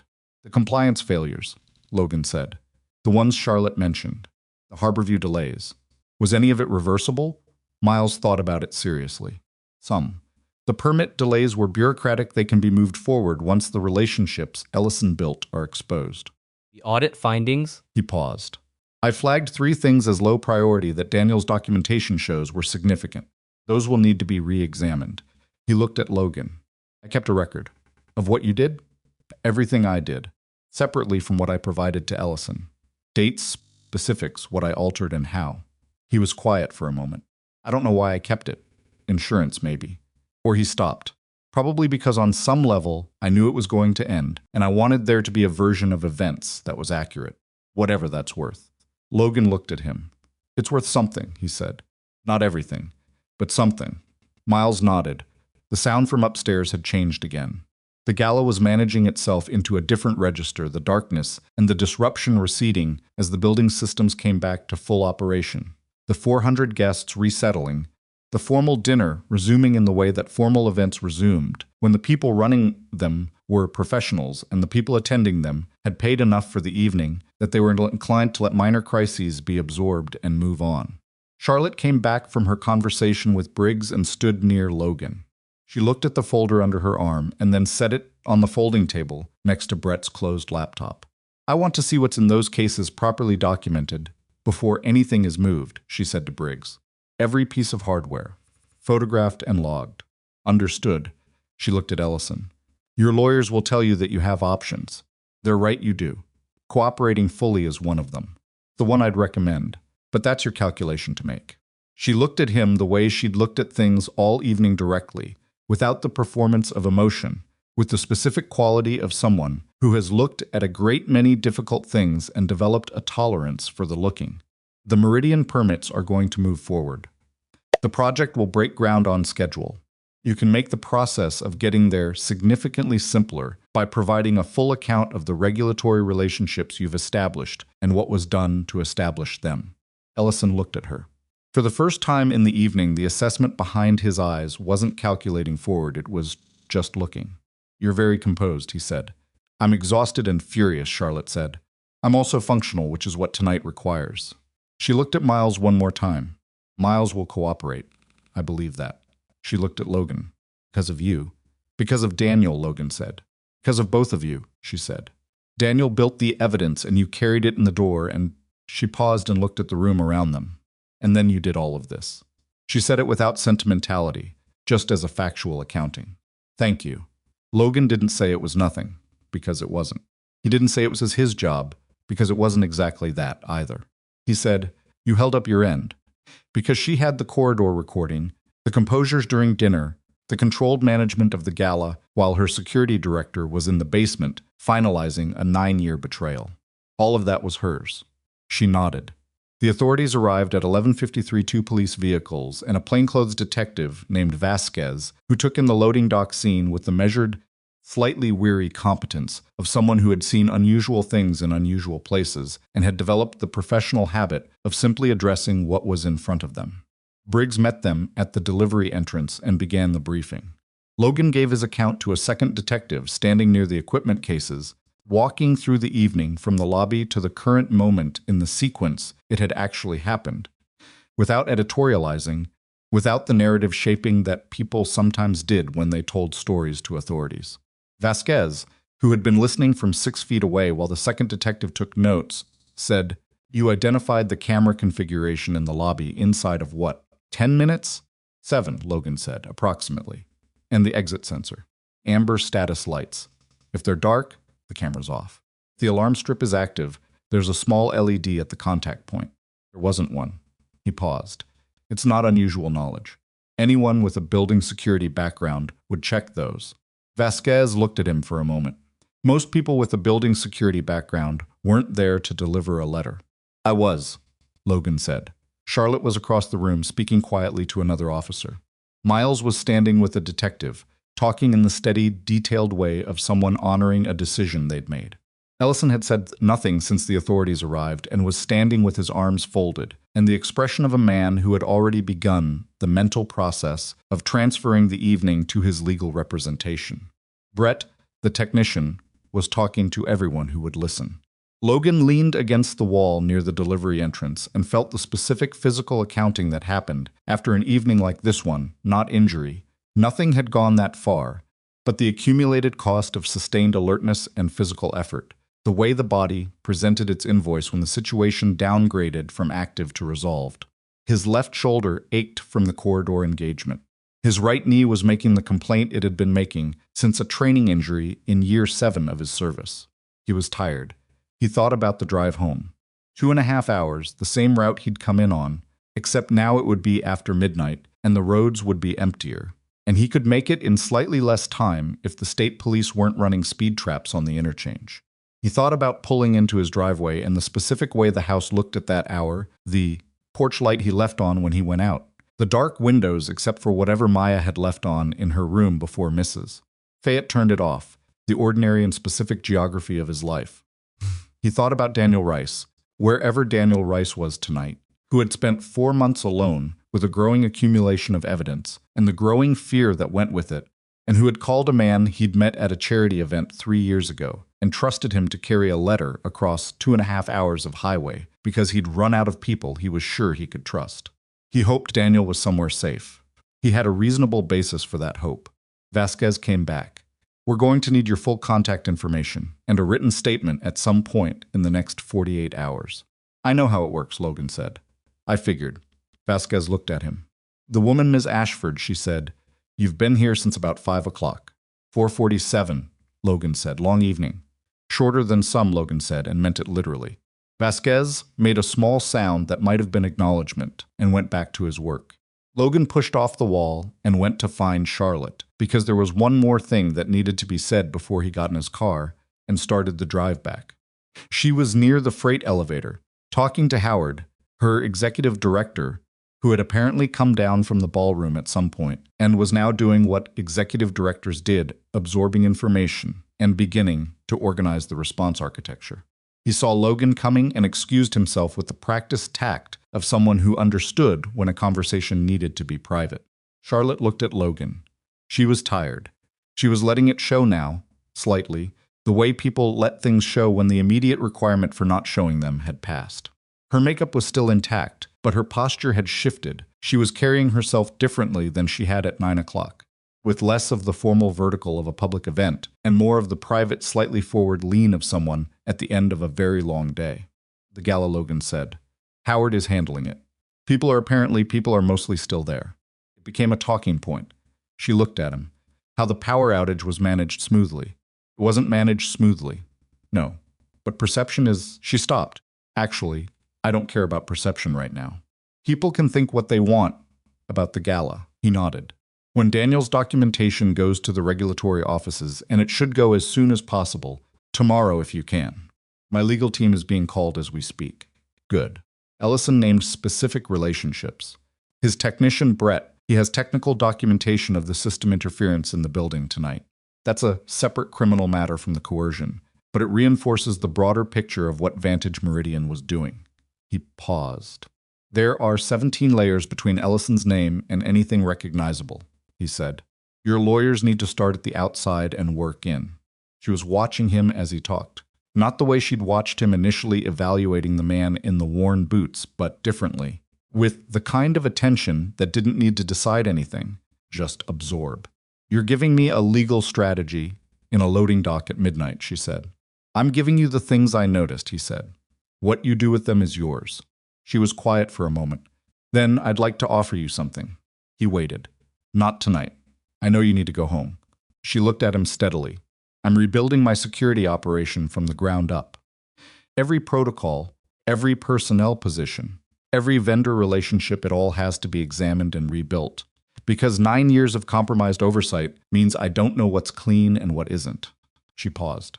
I need someone to run that process who isn't coming from inside the existing structure, who has no relationship with any of the organizations or individuals already involved, who is, she searched for the right word, honest about what they find, even when what they find is difficult. Logan looked at her.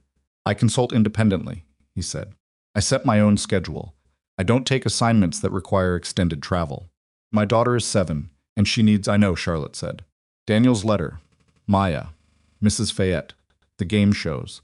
A small, genuine smile crossed her face for the first time in the evening, brief and real. I'm not asking you to change your life. I'm asking you to do your work on your terms, for a client who needs it done right. He thought about it. Not for a long time, he was too tired for a long deliberation, but genuinely. The work itself wasn't a question. It was the kind of security audit and rebuild that he was specifically good at, better than most people, and he knew that about himself without embarrassment. Terms were the question, and she'd addressed the terms. Send me a scope of work, he said. I'll look at it. I will, she said. And then go home, Logan. He went.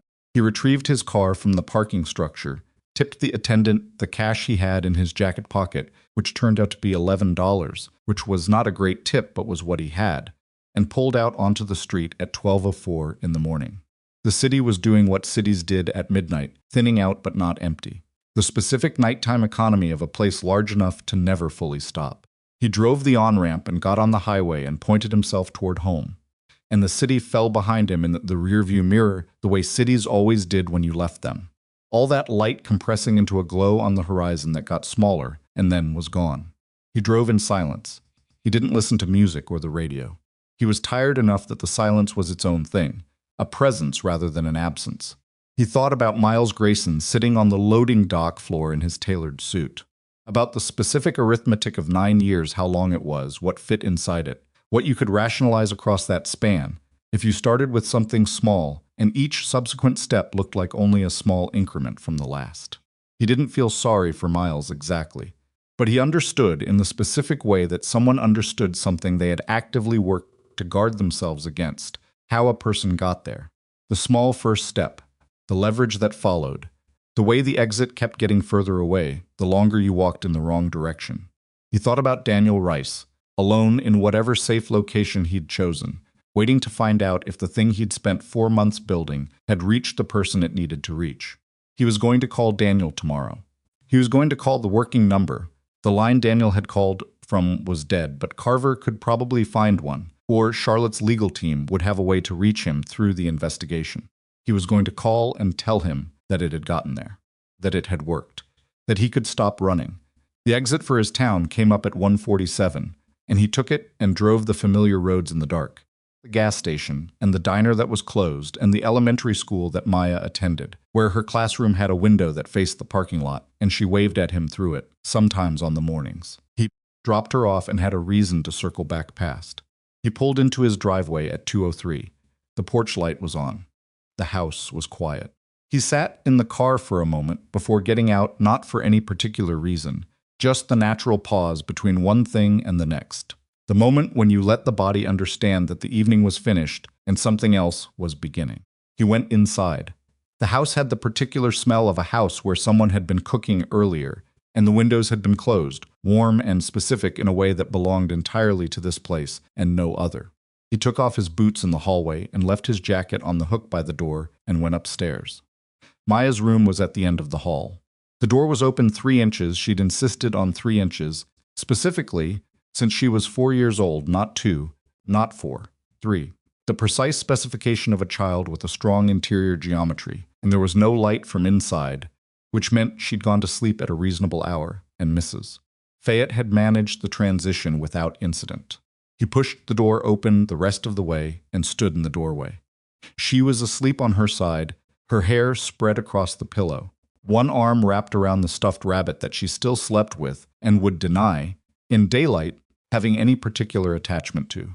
She looked, in the dark, like the most uncomplicated thing he knew. He stood there for a moment and felt the weight of the evening behind him, and the quiet of the house around him. And the particular quality of this specific ordinary thing, a sleeping child, a dark room, a door opened 3 inches and let all of it be exactly what it was without needing it to be more or less than that. Then he went to his own room and sat on the edge of the bed and took off his watch and set it on the nightstand and lay down without changing, and was asleep in approximately 4 minutes, which was the fastest he'd fallen asleep in longer than he could remember. He woke up at 7:14 the next morning, still in his clothes from the night before, with his watch on the nightstand and the October light coming through the curtains at the specific low angle that meant the season had turned past the point of pretending it was still summer. His right knee ached. His left shoulder ached. His mouth tasted like the inside of a long evening. He lay there for about 90 seconds, which was longer than he usually allowed himself between waking and moving, and listened to the house. He could hear Maya downstairs, not her voice, just her presence, the particular domestic sound of a 7-year-old navigating a kitchen, with the confident incompetence of someone who believed themselves more capable than the evidence supported. Cabinet doors, the refrigerator, the specific clatter of the cereal box being handled by someone who hadn't fully mastered the wrist motion required to pour without spillage. He got up, washed his face, changed his shirt, and went downstairs. Maya was at the kitchen table with a bowl of cereal that had significantly more cereal than milk and a library book propped against the sugar bowl. She looked up when he came in. She had his eyes and her mother's everything else, the dark hair, the way she held her head slightly to the left when she was reading, the specific quality of attention she gave to things she found interesting, which was total and oblivious to everything adjacent. "You were late," she said. "I was," he said. He went to the coffee maker and started it. Mrs. Fayette stayed until 1:30. She watched 2 more episodes of her show. Maya turned a page. She says the host is annoying, but she watches anyway because she likes the prizes. That sounds right. He leaned against the counter and looked at her. She'd grown again. He kept noticing it in small ways. The way her feet reached the floor from the chair now, when they hadn't quite a few months ago. The way her handwriting had gotten smaller and more deliberate as her hand control developed. "Did you eat breakfast, or is that what's happening right now?" "This is breakfast. That's mostly cereal. Cereal is breakfast." He decided not to push it. He poured coffee when it was ready and sat across from her at the table and looked at the October morning through the kitchen window of the backyard. The oak tree that dropped leaves in quantities that seemed disproportionate to its size. The fence that needed repainting on the far side and had needed it for 2 years. "Dad," Maya said, without looking up from her book. "Yeah. Did everything go okay last night?" He looked at her. She was still reading, or presenting the appearance of reading, the way she did when she wanted to ask something, but didn't want to make the asking into a big thing. "Everything went okay," he said. She turned a page. "Good," she said. And that was all she asked, because she was 7, and she had the 7-year-old's faith in his answer and hadn't yet learned the adult habit of asking for evidence. He drank his coffee and let the morning be quiet. The written statement for Detective Vasquez took 3 hours to complete, sitting at the kitchen table after Maya had gone to her friend Becca's house for the afternoon, working through the evening in chronological sequence the way a statement required, precise, unembellished, every time reference as specific as he could make it. He emailed it at noon and received an acknowledgement within the hour, along with a note that Vasquez would likely have follow-up questions later in the week. The call from Charlotte's general counsel came at 2:15. A woman named Harrington, precise and fast-talking, who told him that Miles Grayson had provided a full cooperative account beginning at 9 o'clock that morning, that Garrett Ellison had retained counsel, but that his technician Brett Sauer had provided independent corroboration of the signal interference hardware and its operation, and that the regulatory documentation in Daniel Rice's letter had been transmitted to 3 separate oversight offices before noon. She said that Charlotte had asked her to convey that the Meridian project's financing window remained intact and that the groundbreaking timeline was being confirmed with contractors this week. Then Harrington said, "Ms. Ashford also asked me to tell you that Daniel Rice has been located." Logan set down the pen he'd been holding. "Where?" "A rented room in a small town about 90 miles from the city. He'd been there for 6 weeks. He's, according to the investigator who made contact, apparently fine. Tired. He's been eating badly and not sleeping well, but he's physically unharmed." Logan thought about Daniel in a rented room for 6 weeks. Eating badly, not sleeping, waiting. It was a particular kind of endurance, not the physical kind that Logan had trained for and knew well, but the quieter and in some ways harder kind, the endurance of sitting with fear and uncertainty, and the knowledge that you'd done something that couldn't be undone, and not knowing if it had been enough. Tell Charlotte, that's good news, Logan said. And tell her I'll look at the scope of work when she sends it. She'll be pleased, Harrington said, in the tone of someone who had already been told to say that. He called Carver afterward, partly to close the loop, and partly because Carver had turned the background verification around in 17 minutes the previous evening, and that deserved acknowledgement. Carver answered on the second ring and said, I heard you had an interesting Thursday. Where did you hear that? Vasquez's office called me this morning. Standard follow-up on the background checks I ran. A pause. 2 fake employees, Logan, in a hotel during a major event, and a third operative in the corridor, and a technician in the basement, Logan said. It was a full evening. You went in there alone. I went in there to deliver a letter, Logan said. The rest developed. Carver was quiet for a moment with the specific quality of a former operator who understood exactly what the rest developed meant and had made peace with not pressing it. You good? I'm good, Logan said, shoulders a little sore. It's always the shoulder. It's always the shoulder, Logan agreed. He had one more call to make, and he made it at 3 in the afternoon, sitting on the back porch with a second cup of coffee and the oak tree dropping leaves at irregular intervals into the yard. Took 4 attempts through 2 intermediaries before the number connected, and when it did, Daniel Rice answered with the specific wariness of someone who had spent 6 weeks not answering numbers they didn't recognize. It's Logan, he said. A silence, then Logan. The word came out with the particular texture of relief, not dramatic, not theatrical, just the sound of a weight that had been carried a long time being set down. Did it reach her? It reached her, Logan said. She has everything. The documentation went to the regulatory offices this morning. Miles is cooperating. Ellison is lawyered up, but his technician is talking, so the legal picture is going to fill in regardless of what Ellison decides. Another silence, longer this time. 6 weeks, Daniel said. It wasn't a complaint. It was just a number offered as a measure of something. I know, Logan said. I didn't know who else to call. I went through the list of people I was sure about, and it kept getting shorter, and then it was just you. He paused. I wasn't even sure you'd go. You knew I'd go, Logan said. That's why you called me. Daniel made a sound that was somewhere between a laugh and an exhale. Yeah, he said. I knew you'd go. A pause. How is she? She's working, Logan said, which means she's fine. That's Charlotte, Daniel said with the specific fondness of someone who had spent years close enough to a person to know what their particular form of resilience looked like. Processes by doing, I noticed. Logan, a pause. Thank you. Call her yourself, Logan said. When you're ready. She's going to want to hear your voice. He hung up and sat on the porch for a while. The oak tree dropped leaves. A neighbor's dog barked twice at something and then was quiet. The afternoon had the specific low-key texture of a Saturday in October that didn't require anything from him, and he was aware of the rarity of that and tried to just let it be what it was rather than filling it with the next thing. He was not entirely successful at that. He was not a person who was naturally good at stillness. He'd spent 11 years in the military where the transitions between action were filled with preparation for more action, and 4 years after that doing contract work where this basic dynamic applied, and the last 3 years trying to build a life that had more genuine pause in it, and finding that the pause was a skill like any other skill, which meant you had to practice it badly before you could practice it well. He was still in the bad practice phase, mostly.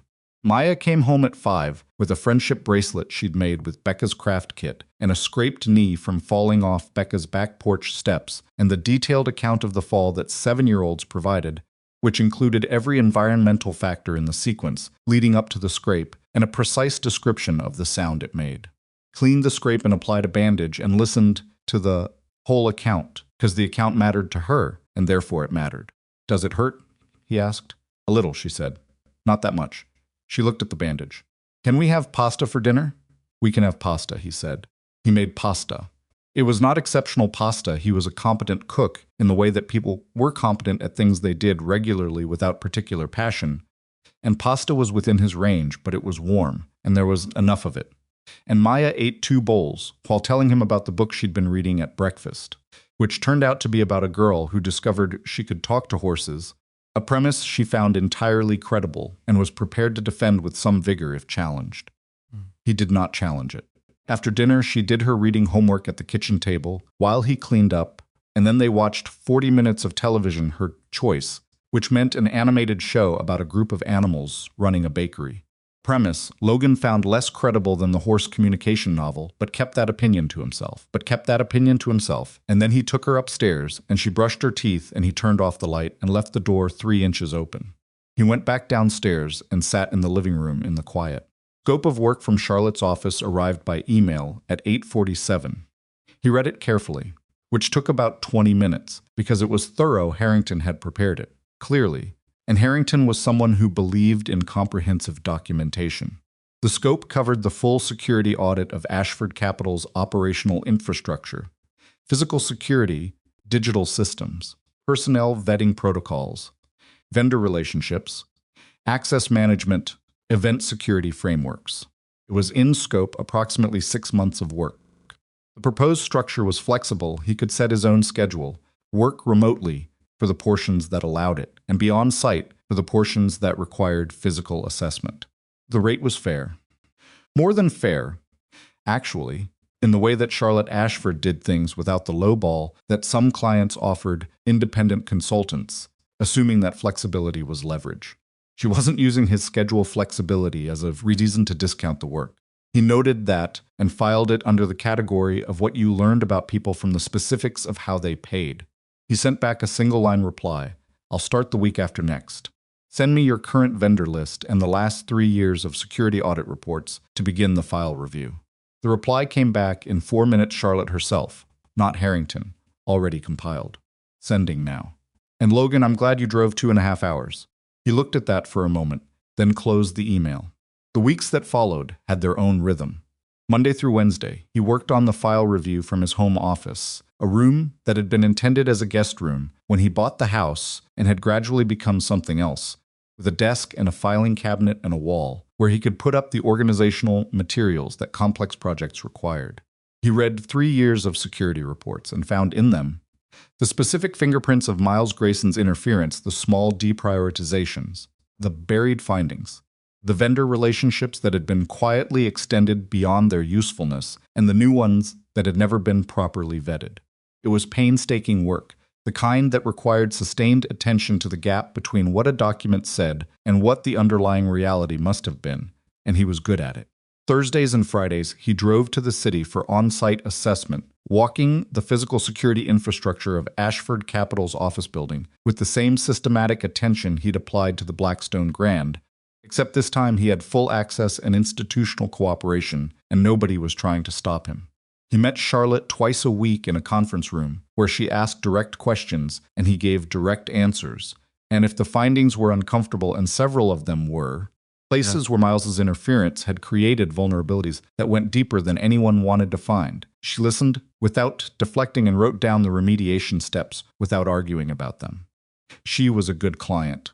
He hadn't been sure she would be people who were very good at being in charge, sometimes struggled to receive assessments of their own systems without making it personal, but she had the specific quality of someone who prioritized accuracy over comfort, which made the work possible in the way it needed to be. He was home by 6 on Fridays. He picked Maya up from school on the days she didn't have after-school activities. He went to 2 parent-teacher conferences and 1 school play in which Maya had 4 lines and delivered them with the focused intensity of someone who had prepared significantly more than 4 lines required. He replaced Mrs. Fayette's fern with a better one, a large and healthy pothos that Mrs. Fayette declared superior to the original fern within approximately 40 seconds of receiving it. He was, by any reasonable measure, present. That was the word he kept coming back to. Not successful, not accomplished, not any of the words that the professional version of his life had organized itself around. Just present. There, in the specific place where the people who mattered were, at the times that mattered, doing the ordinary things that ordinary life required. He'd spent 11 years being excellent at being somewhere else. 4 years after that being excellent at being somewhere temporary. Turned out that being present was also something you could get better at. If you worked at it the way you worked at anything, with attention and consistency, and the willingness to do it badly enough times that you eventually stopped doing it badly. In late November, 6 weeks after the gala, Miles Grayson formally entered a cooperation agreement with the prosecutors handling the Vantage Meridian case. The agreement required full disclosure of every act of interference he'd committed over 9 years, every piece of information he'd provided to Ellison's organization, and every name he knew within the network of regulatory relationships that Ellison had built. In exchange, he would serve a reduced sentence. The documentation he'd kept the private record Logan had learned about in the loading dock, dates and specifics and alterations, the meticulous accounting of a man who had apparently never fully stopped believing the reckoning would come turned out to be more comprehensive than even the prosecutors had expected. Logan learned this from Harrington, who called with updates periodically in her efficient, information-dense way. He asked once, and only once, how Charlotte was handling the Miles situation, specifically not the operational fallout, but the personal one, the 9-year dimension of it. Harrington was quiet for a moment. Then she said, "She's working through it. She doesn't talk about it much, but she's okay." He thought that was probably an honest assessment. He thought about Miles sometimes, in the way you thought about things that illustrated something you needed to keep seeing clearly. Not with contempt, though what Miles had done was contemptible. More with the specific attention you paid to cautionary things, the ways that small compromises accumulated, the way leverage worked, the way the exit from a bad decision kept receding the longer you walked away from it. He thought about it the way someone who had spent years in dangerous environments thought about the specific miscalculations that got people killed not to judge, but to maintain the clarity that prevented the same thing. He was not Miles Grayson. He had made different choices at different junctions, for reasons that were partly character and partly circumstance and partly just the specific accident of who had been in his life at the moments when choices were being made. He didn't credit himself too heavily for that. You couldn't take too much credit for the paths you hadn't taken without also taking too much responsibility for the paths you had, and most of life was more complicated than a clean accounting allowed. What he knew was that he'd gotten out of the military when he'd realized the work was costing him something he couldn't afford to keep paying. And he'd gotten out of contract work when he'd realized Maya was growing up in the periphery of his attention rather than the center of it. And he'd made both of those decisions while they were still available to be made. That was the thing about exits, they had expiration dates. You had to take them while they were still there. Garrett Ellison was charged in December with conspiracy, coercion, and criminal interference with building safety systems, the last charge carrying a weight that surprised even his legal team, because the signal disruption hardware in the loading dock had, when fully analyzed by the technical experts, been capable of degrading the Blackstone Grand's emergency response across the entire event level, not just the loading dock approach. In a building with 400 guests during an event, that was a charge that didn't reduce easily. His 17 layers of corporate structure were being methodically dismantled by a team of forensic accountants that Charlotte's legal office had engaged, working in parallel with the regulatory investigation that Daniel Rice's documentation had initiated. Daniel came back to the city in early December. He didn't come back to Ashford Capital, that chapter was closed, and he seemed to understand that, and Charlotte seemed to understand that there was a particular kind of working relationship that didn't survive being transformed into the shape theirs had been transformed into, even when everyone emerged on the right side of it. But Charlotte arranged for his legal fees from the 6-week period to be covered, and she met him for coffee once. In a quiet place, and Logan didn't know what was said at that meeting and didn't ask. What he knew was that Daniel had accepted a position at a small compliance consultancy 3 weeks after coming back, and that he'd sent Logan a message that said simply, "I'm sleeping again." Finally. And that had seemed like the right note to end that particular thread on. The Meridian project groundbreaking happened on a Thursday in the second week of December, on a cleared lot that would become, over the next 4 years, a significant piece of the city's eastern waterfront development. Charlotte spoke at the ceremony without notes, which Logan suspected was a deliberate choice, a statement about the distance between the kind of leader who read prepared remarks and the kind who knew what they needed to say because they'd actually thought about it. He watched the ceremony from a live stream on his laptop at his kitchen table with a cup of coffee. Maya was at school. The oak tree had finished losing its leaves and was bare against a gray December sky outside the kitchen window. Charlotte said, in the middle of her remarks, something that he found himself thinking about afterward for several days. She said, "The most valuable thing I learned this year is that trust is not the same as familiarity. I had 9 years of familiarity with someone I trusted, and I confused the two. What I have now, what this project is built on, is something more careful than that, more honest. It costs more to maintain, but it's worth what it costs." She didn't look at the camera when she said it. She was looking at the lot, at the cleared ground, where something new was going to be built. Closed the laptop. He thought about trust, about what it actually was, stripped of the sentiment that usually accompanied the word. In his experience, in the specific experience of someone who had needed to trust people in situations where the cost of misplaced trust was immediate and physical trust was not a feeling. It was a conclusion. You reached it through observation, through the accumulation of evidence, through the specific and careful work of watching what people did when the doing was difficult. It couldn't be shortcutted by familiarity or warmth or 9 years of professional history.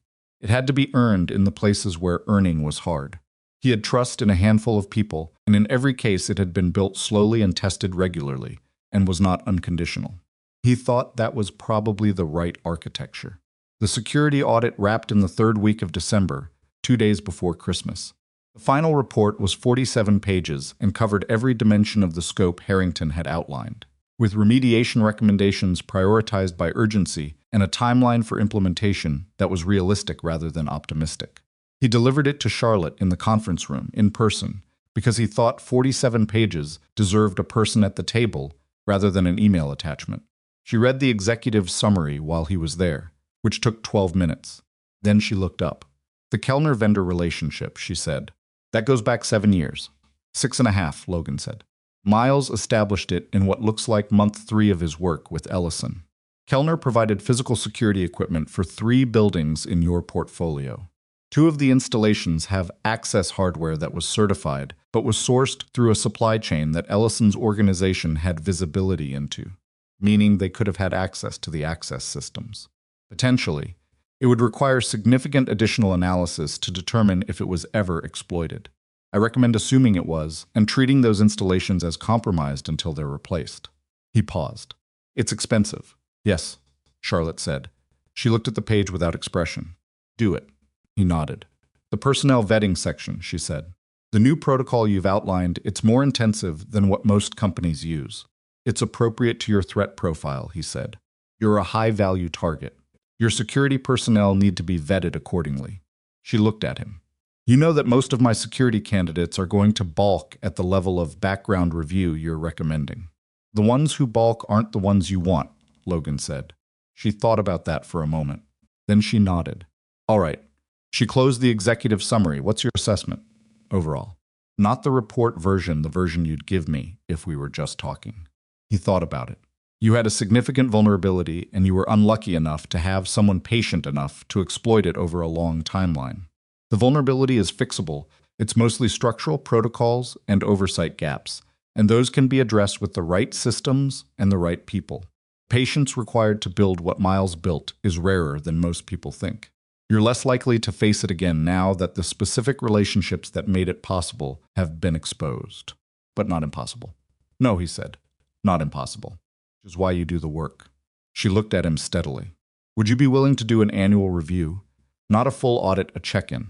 Looking at the implementation of these recommendations and flagging anything that's drifted." Considered it. An annual review meant ongoing relationship with the work, which had its own implications. It also meant ongoing relationship with this client, who had turned out to be worth the relationship. "Once a year," he said. Annual scope agreed in advance. "Agreed," she said. She extended her hand across the table, the way people extended hands when something was settled. He shook it. She looked at the report on the table between them, then at him. "You look different than you did in October," she said. "Different how?" She thought about it. "Less like someone who's been running on whatever's left, after everything else is accounted for," she said. "More like someone who's been sleeping." He had been sleeping. Better than he had in a long time, actually, for reasons he hadn't fully analyzed but suspected had something to do with the specific clarity that came from having made a decision about what your life was organized around, and then actually organizing it that way. "I have a 7-year-old, he said. "Sleep deprivation comes and goes." Charlotte smiled. It was a real smile, The same brief and unguarded kind she'd produced in the loading dock when she'd mentioned Mrs. Fayette and the game shows. "How is she?" "She lost her second tooth last week," he said. She was very businesslike about it. Documented the whole thing and put the tooth in a Ziploc bag. "Sounds like someone with a future in evidence collection," Charlotte said. He laughed. It was a short, genuine sound that surprised him slightly by its own spontaneity. "Maybe," he said. "She also wants to talk to horses, so the career path is still open." Charlotte looked at him for a moment with the specific expression of someone who had survived something significant in the company of another person and was now existing in the stranger. Quieter aftermath of that, where the shared experience had created a connection that didn't map cleanly onto normal categories. Not friendship exactly, not the professional relationship that the scope of work described, not the gratitude that the situation might have generated in a simpler version of events. Something more honest than all of those. "Thank you, Logan," she said. "For October, and for this," she gestured at the report, "and for being someone Daniel was right to trust." He thought about Daniel in a rented room for 6 weeks, eating badly, waiting. He thought about Charlotte reading the letter by the hotel room window, with her expression, doing the things she didn't know it was doing. He thought about Miles on the loading dock floor, and Renata Chen in the folding chair, and Maria Velas with her cold tea, and Briggs with his 22 years of keeping his face neutral at the front desk, and Brett the technician closing his laptop when he was told to, and Ellison standing with his composure while his 17 layers came apart around him. He thought about Jess handing over her phone without asking why. "Daniel was right," Logan said. "But Charlotte, so were you. You ran that evening exactly right. You didn't panic, and you didn't freeze, and you made good decisions under pressure in a situation that most people would have handled worse." He looked at her. "Give yourself the credit that belongs to you." She was quiet for a moment. "Then I recorded a man grabbing my arm in a hotel corridor on my personal phone. That was smart. It was instinct," she said. "I don't know if that's better or worse." "It's better," he said. "Instinct that runs toward evidence rather than away from it is the right instinct." She nodded slowly. He picked up his copy of the report, stood, and put on his jacket. "Merry Christmas, Charlotte," he said. "Merry Christmas, Logan." She paused. "Tell Maya the horse thing might work out. You never know." He drove home in the December afternoon, the heater running and the radio off, through the specific December quality of the light that made everything look both colder and more defined, the edges of things sharper and the shadows longer. He thought about nothing in particular, which was unusual for him, and which he took as a sign of something he couldn't quite name, but recognized as good. He picked Maya up from school at 3:15. She came out of the building in her coat and her backpack, and with a construction paper Christmas ornament she'd made in art class, decorated with what she explained was a horse, but which presented visually as something more ambiguous. He told her it was the best horse he'd seen all year. She accepted this assessment without false modesty, because she was 7, and had not yet learned to discount sincere compliments, which was one of the better qualities of being 7. They stopped at the grocery store on the way home. He let her pick out one thing she wanted, which was their standard arrangement, and she chose a box of hot cocoa mix with miniature marshmallows and studied it with the gravity of someone who had thought carefully about this choice and was confident in it. At home he made dinner and she did homework, and the kitchen was warm, and the December dark came early outside the windows.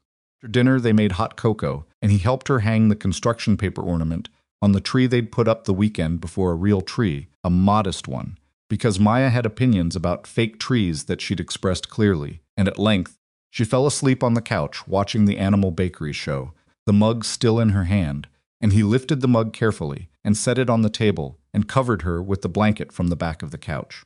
She didn't wake up. She weighed almost nothing in the way that children did when they were asleep, all the active energy of a 7-year-old completely suspended. He sat in the chair across from her and looked at the room.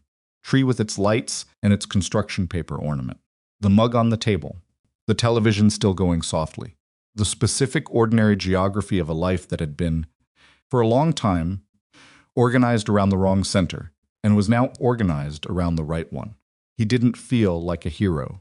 He'd never felt like a hero, even in the moments that might have warranted the feeling not in the military, not in the work after, not in a hotel corridor or a loading dock.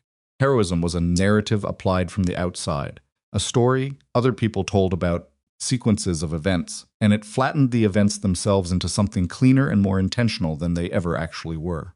What he'd felt in those moments was something more functional assessment, calculation, the specific decision-by-decision arithmetic of a situation that required response. What he felt now was different from that, quieter. Not the absence of tension, but the presence of something that didn't require tension to sustain it. He looked at Maya asleep on the couch with her construction paper horse ornament on the tree above her. He thought about what Daniel had built, alone in his rented room, not a case, not evidence, but an act of faith in specific people.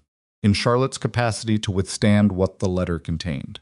In Logan's willingness to drive 2.5 hours because someone who was scared needed someone who wasn't, or could act like it, which was sometimes the same thing.